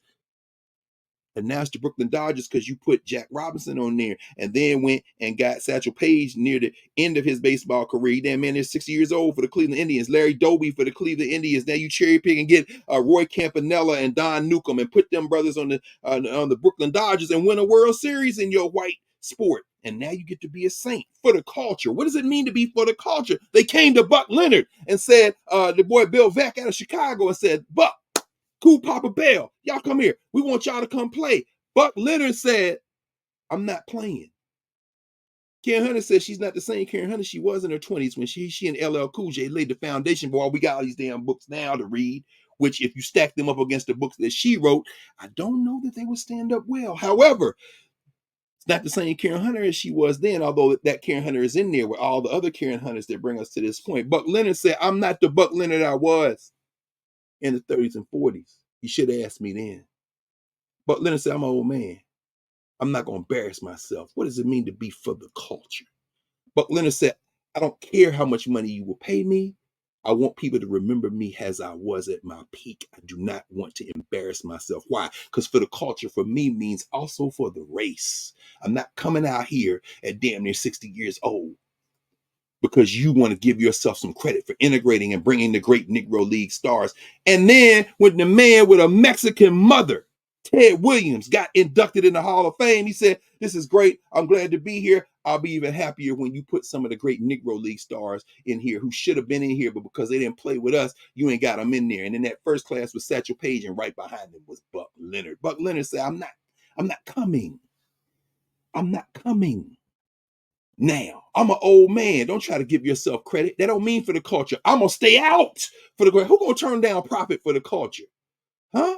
Who going to put Palestine in their mouth and threaten the bag, so to speak? Because so many of these graduates going to be talking about getting the bag, and people going to cheer and say, you getting the bag mean we got the bag. Oh, hell no. That ain't what it means. But you know, in that interview, he said Robeson was the right one to go because he had a combination of athletic ability, intelligence, and character. And that's when you can say culture is representative. When you say for the culture, you're looking at Jack Roosevelt Robinson, Rachel Robinson, the centenarian, still on this side of the earth, who's saying, when my husband walked across the campus of the University of California, Los Angeles, she said he wore bone white shirts to set off against that ebony skin to send a message. I'm representing the culture. His brother Mac, his mother, all of them. When you see someone stand up and you take sides in a beef, or you talking about something that ain't got nothing to do with nothing except profit and personal aggrandizement, and don't even take the time to analyze the lyrics to realize all of the mess that's in there with it, hey, that's cultural meaning making. That's representing the moment we're in. But in terms of movement and memory, that's a different conversation. Which us do you represent? Finally, this book just came out. Outspoken, the latest from the brilliant children's author Carol Boston Weatherford, with her partner Eric Velasquez on so many projects. This one is on Paul Robeson. Paul Robeson's a bigger star in his time than Kendrick Lamar or Drake together will ever be, because it was different times, of course. Would Paul Robeson be a star today? Not sure he would. But then again, if you're an All-American football player and biggest movie star in the world and biggest theater star in the world all at the same time. So if Denzel Washington was also an all-pro athlete, I suppose, yeah, that might be something. But, you know, I think about that. Robeson was no doubt for the culture. He said, I want to be African. He viewed culture as meaning searching for the highest heights and deepest roots that represent us as African people while immersing in the daily lives and toils of common people, regardless of racial background. Paul Robeson would be in the street, not only about Palestine, he would be in the street about Congo. We see this mess going on in Congo now. I said I'm finishing, and I am. I just want to make sure I evoke this because people saying, well, why are we getting involved in Palestine? What about the rest of the world? Okay, what about the rest of the African world? Do you know enough about Congo to talk about it? Congo's forgotten war becomes a fight for survival. This is in today's financial times. My man Howard French, our brother, who has come in here and talked about Born in Blackness, put this out on social media, and I had read it. Says the girl's dress is shiny and emerald green and she carefully peels an orange, but little less is normal for the 14-year-old sitting in a hospital bed in the Eastern Democratic Republic of Congo. I was hit in a battle, she said. When asked about the bandages that covered the stump of her right leg, I joined the fight for my country. If I'm given the chance to return to the fight, then I'll do it to end the war against the M23. This girl is one of about 28,000 Wazalendo patriots in Kiswahili. Her for the culture is in the four corners of her country. Signed up to the assortment of militia fighting alongside the Democratic Republic of Congo armed forces around the city of Goma, that's Eastern Congo. If you remember what happened in Rwanda and Burundi, which is tied to this, you'll know where Goma is. They are pitted against a rebel group called M23 that is slowly encircling the provincial capital as part of a brutal and complex war that those outside Africa has largely ignored. Not Maurice Carney over Friends of the Congo here in the United States, not my man Sam Livingston, big brother Sam Livingston, who's on the campus of Morehouse, part of that faculty, critiquing Joe Biden, who is tying Palestine to Congo. You know, people said, well, you know, you're critiquing Kendrick. We can walk and chew gum at the same time and then sit back like you said something. Walking and chewing gum, motor functions. Don't get cute. The fighting has sucked in on one side Congolese forces, UN peacekeepers, troops from Burundi, Malawi, South Africa, Tanzania, and European security contractors, including former fighters from the French Foreign Legion.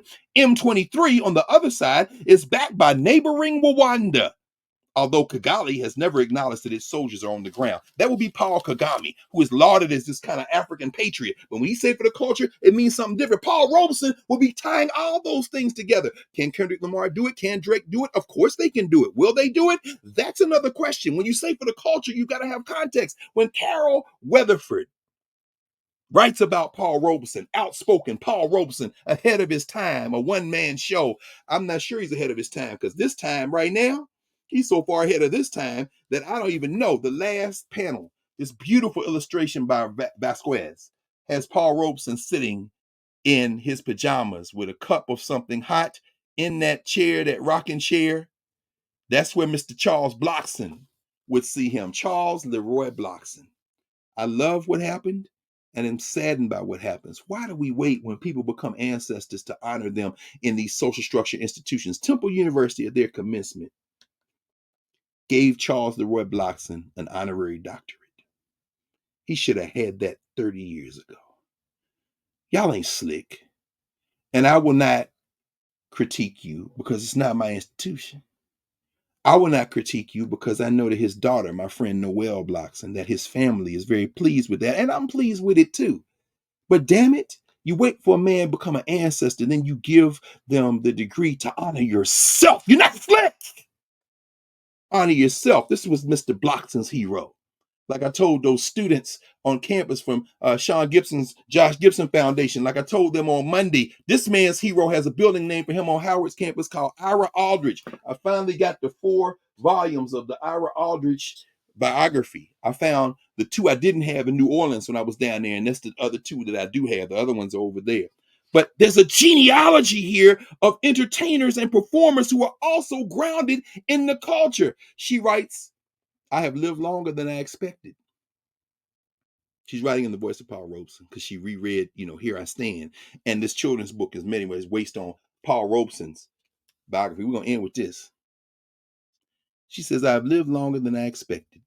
In the 1950s, I feared for my life.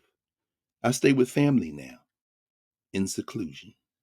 I wonder, what will history write of me? What was that Kendrick book that was written? I hope you will remember me. Paul Robeson asked that same question. And then Carol Weatherford gives a list of adjectives. And here's the list. I'll go through it very quickly. Activist, actor, African-American artist, all-American athlete, bass baritone, Big Paul, black radical brother, Brutus, citizen, champion, comrade, communist, conscience, Emperor Jones, exile, expatriate, fighter, gentleman, gifted, globetrotter, Harlemite, hero, insane, intellectual, labor organizer, lawyer, leader, leftist, letterman, Marxist, militant, musician, Negro, old man river, orator, Othello, patriot, powerful, preacher's son, Princeton born, progressive, Renaissance man, Scarlet Knight, scholar, singer, 6'3", socialist, threat, un-American, last word, unparalleled. And then she ends with the quote from Paul Robeson. He says, the artist must take sides. He must elect to fight for freedom or slavery. She must elect to fight for freedom or slavery. They must elect to fight for freedom or slavery. Robeson says, I have made my choice. I had no alternative. Last line, oh Lord, I've done what you told me to do. That's a song you hear at HBCU graduations. Lord, I done done. Lord, I done done. Lord, I done done. I done done what you told me to do. That's a pretty good standard. So when we talk about for the culture, some things to think about here in the season of graduation.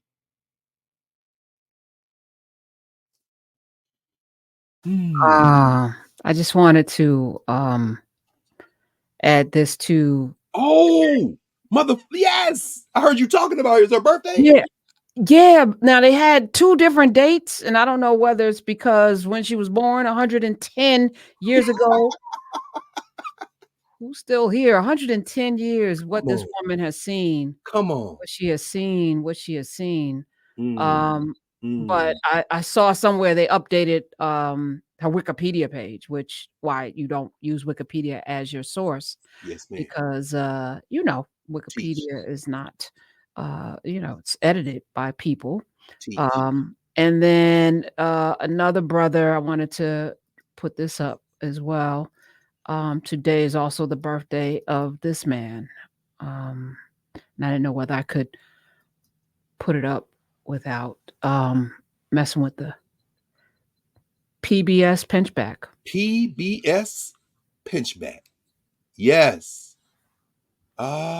Stewart was the last one. Eventually, see if Larry was here, he would give us. Looking around for your book? You looking around for a book? Yeah, because Arnold Prest. In fact, I know that one's in storage because he was one of the first ones they wrote significant work on from the 19th to early 20th century.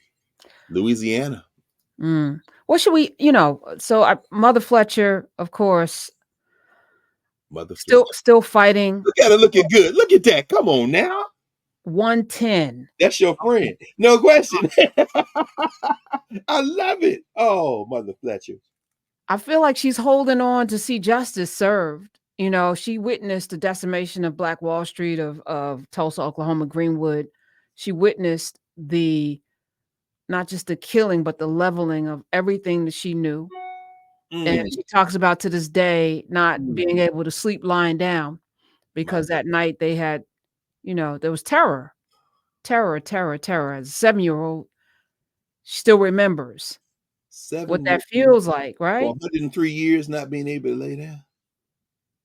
She's And yet somehow we think we can talk to these people. We can talk to Tom Cotton and Ted Cruz and Josh Hawley and them. You can't talk to them. You got to overwhelm them. I ain't talking about taking nobody's physical life. We're against all violence. But you see this sister right here? How you going to look her in the face and act like you can negotiate with these people? You got to break their political backs. You can't sit out no elections. You can't sit out no actions. You got to take a side. Paul Robeson said, I made my choice. Now we have to make our choice. How you going to look that sister in the eye? You can't. All you can do is tune her out. Maybe go back on TikTok and tune her out. That's what it's for, tuning it out. But these young people, we got to help them. Because guess what? I don't know that there were any 110-year-olds at Howard's graduation today, but I guarantee you this, there was an avalanche of grandparents and great-grandparents clapping for their babies, leaning over rails, screaming names, waving signs. They're not there because they expect this next generation to go drifting off into irrelevance. This sister is holding on, trying to figure out what we gonna do. She did what she could do. She done what what the creator told her to do. She fighting for us. Now what we gonna do? Look at her. for the culture. For the Yeah, we culture. gotta we gotta stop. We gotta not stop, right? No, for the Gotta not culture. We stop. can't stop. Lord have mercy. Look, what was the name of her memoir? Don't let them bury my story, was it? Yeah, but it was a cuss. Initially, the Come original on. title, the original title had a cuss in it. You know, and so the publisher Margaret Ochoa decided to not put the cuss word on the on the cover. I said that would have, I think, been more appropriate. For the culture, because that's what we would say. Yeah,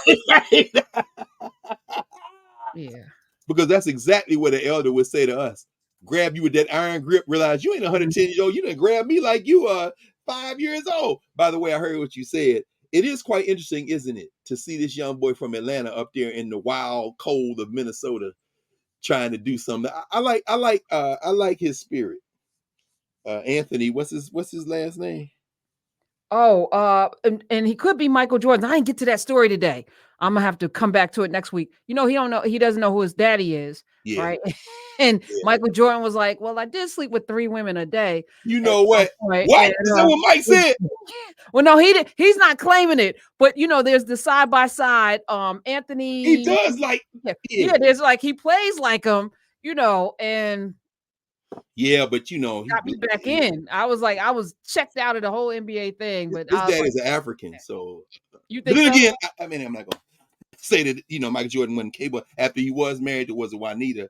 I know you were. That's why I heard you say you done peeked back in. The exuberance though, and the kind of honest, kind of even, because I'm the same way. Sure, But but that's what is motivating. Anthony Edwards is mhm, motivating to watch someone, money be damned, who's money be playing damned. for the thing that drives his soul. You That's see it, right. you see the joy, and That's hopefully, I'm just hoping, Dr. Carr, that a little bit of this is infectious. That right. everyone's not just chasing an NIL deal or the next big thing or the book deal or whatever, but you do the thing because your soul is telling you that's what you should be doing, and you do it at the highest level. And it's so beautiful to watch. For those of us, I was watching, somebody posted Gregory Hines and Mikhail Baryshnikov and in Mhm. that movie, and they're dancing, and Gregory's doing his thing, and I said, we'll never see that again. Well, We'll never see that again. no, and the Because one I that love, of baton was course. handed from the Nicholas brothers to the Hines brothers, who That's right. then perfected the craft. We may have, Savion Glover, but the singular forces of like convergence of excellence, and that ain't We nobody won't trying to say be it again. excellent. We won't see it again. Not like that. My favorite duet, of course, is Gregory Hines with his brother, Oh, Maurice Hines, in the Cotton Club when they did Crazy Rhythm together. well, And that they, was a direct nod to the Nicholas brothers. no, no, no, that's exactly what it was, because they had been fighting in the movie. And of course, Sandman Sims, his brother, the one brother said, "I'm staying in Harlem for the culture." And then, of course, Sandman, Gregory Hines' character, is at the Cotton Club, meaning I'm gonna do this in front of the white folks for the culture, though. I'm not with the white people. I'm representing us to the white people. But his brother's like, I'm gonna stay up in Harlem. And when they finally reunite, it's Larry Fishburne and says, "Dance with your brother." And then the two of them come together on Crazy Rhythm. That's it. For the culture, don't gotta mean what you said at the beginning. It doesn't have to mean the same thing, but you should be clear when you say it what you mean when you say it. Then we can have a conversation, right? So no, thank you as always for forcing us. Forcing is the wrong word, for requiring us to have these conversations. We will get to the place where we can come to some consensus. We can, but we can't do it if we don't articulate. We gotta use our words. What do you mean? For the culture. Mm. And we can't shame, Yes. because I struggle with this. I'll be honest. Mm. You're just like, why aren't people getting it? But they'll get it when they get it. They'll They get it when do. they get They it. do. We just gotta not stop. We gotta just keep going, and build these bridges, and keep the clean water flowing, keep the Mm. information going, and Mm. have rules of engagement for how we're going to have this discourse, right? You know, a Rules of engagement. fact needs to be a fact. If you don't come with facts, and we can't have a conversation, and it just has to be that simple. But if we're dealing in opinions, then yeah, let's work through, but your opinion should be informed by something as well, not That's just right. I just feel the way, That's you right. know. That's So exactly right. Well, we keep working. We keep working. ha- So I love you happy all. graduation, happy Mother's Day to everyone, Happy Mother's all of Day. the mothers, Thank all of you. the mothers. Thank Yes. you. Thank you. Because yes, that's right. And I would A remember forced yesterday, holiday, but every day's Mother's Day. But it's a forced. It's every day. commercialism. I participated. And I know you talk to your mom every day, so please give Every her every other all of our love. definitely. And goes to everybody. Happy Mother's Day. And Father's Day coming in June, but every day is Father's Day too. But happy Mother's Day. That Yes. it really, it's so funny. I know we wrapping up. It's so funny of us to have a Friday night conversation. This is different. It has a It different is a feel. different, like, I have to, like, talk to myself because I'm, Yeah, yeah, both hyped and totally same thing. checked out at the same time. Same thing. Yeah, I Totally know. checked I out, know. yeah. Especially after you leave it all on the floor, and then Yeah. Friday you just empty the tank. So we was funny. We were sitting there, me, Mario, and P. Wakile, and we're looking at the students coming around there, and they're reading the names. They're going up on stage. But the thing was, we were looking up in the stands, and to see the looks. You got children, you got, siblings, but those old people, to see the pride in their face. You know what I'm saying? Our people, and people Kool-Aid said something. He's South African.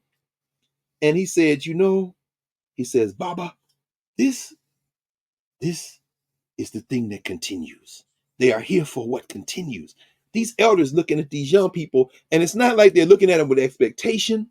It's not just pride, it's satisfaction. You know what I'm saying? But it's also, and we've been there. How many of them have we been to? There's also a sense of not just achievement and accomplishment, but a sense of being able to say, this isn't about a fight against somebody. This isn't about a war against somebody. In this moment, I feel complete. They're looking at them That's like, exactly what the I'm word. saying? I didn't want to put the word out there, but it was, yes, completion. Completion. Completion, not a degree. This is my baby. You know what I'm saying? And I talked to several elders. I'm like, oh, so you remember her when she was a baby? And this one elder said to me, I remember before her mama was born. So for me to be here today, you know what I'm saying? So yeah, happy graduation, happy Mother's Day, happy grandmothers, great grandmothers, great grandfathers. But yeah, thank you, Mom. Give your mother all of our love. Please give her my love, and thank her for coming together with your father and giving us you. We're grateful for you. Same. And Yeah, everyone else. I yes. love you I love you so too. immensely. I love you. I guess we'll leave this picture up just as a reminder of what There we she fight goes. for, that we Yeah, never give up. We never give up. Dr. Carr, have a great commencement tomorrow as thank well. you. Thank you. Love you all. Love you too. See you Monday night.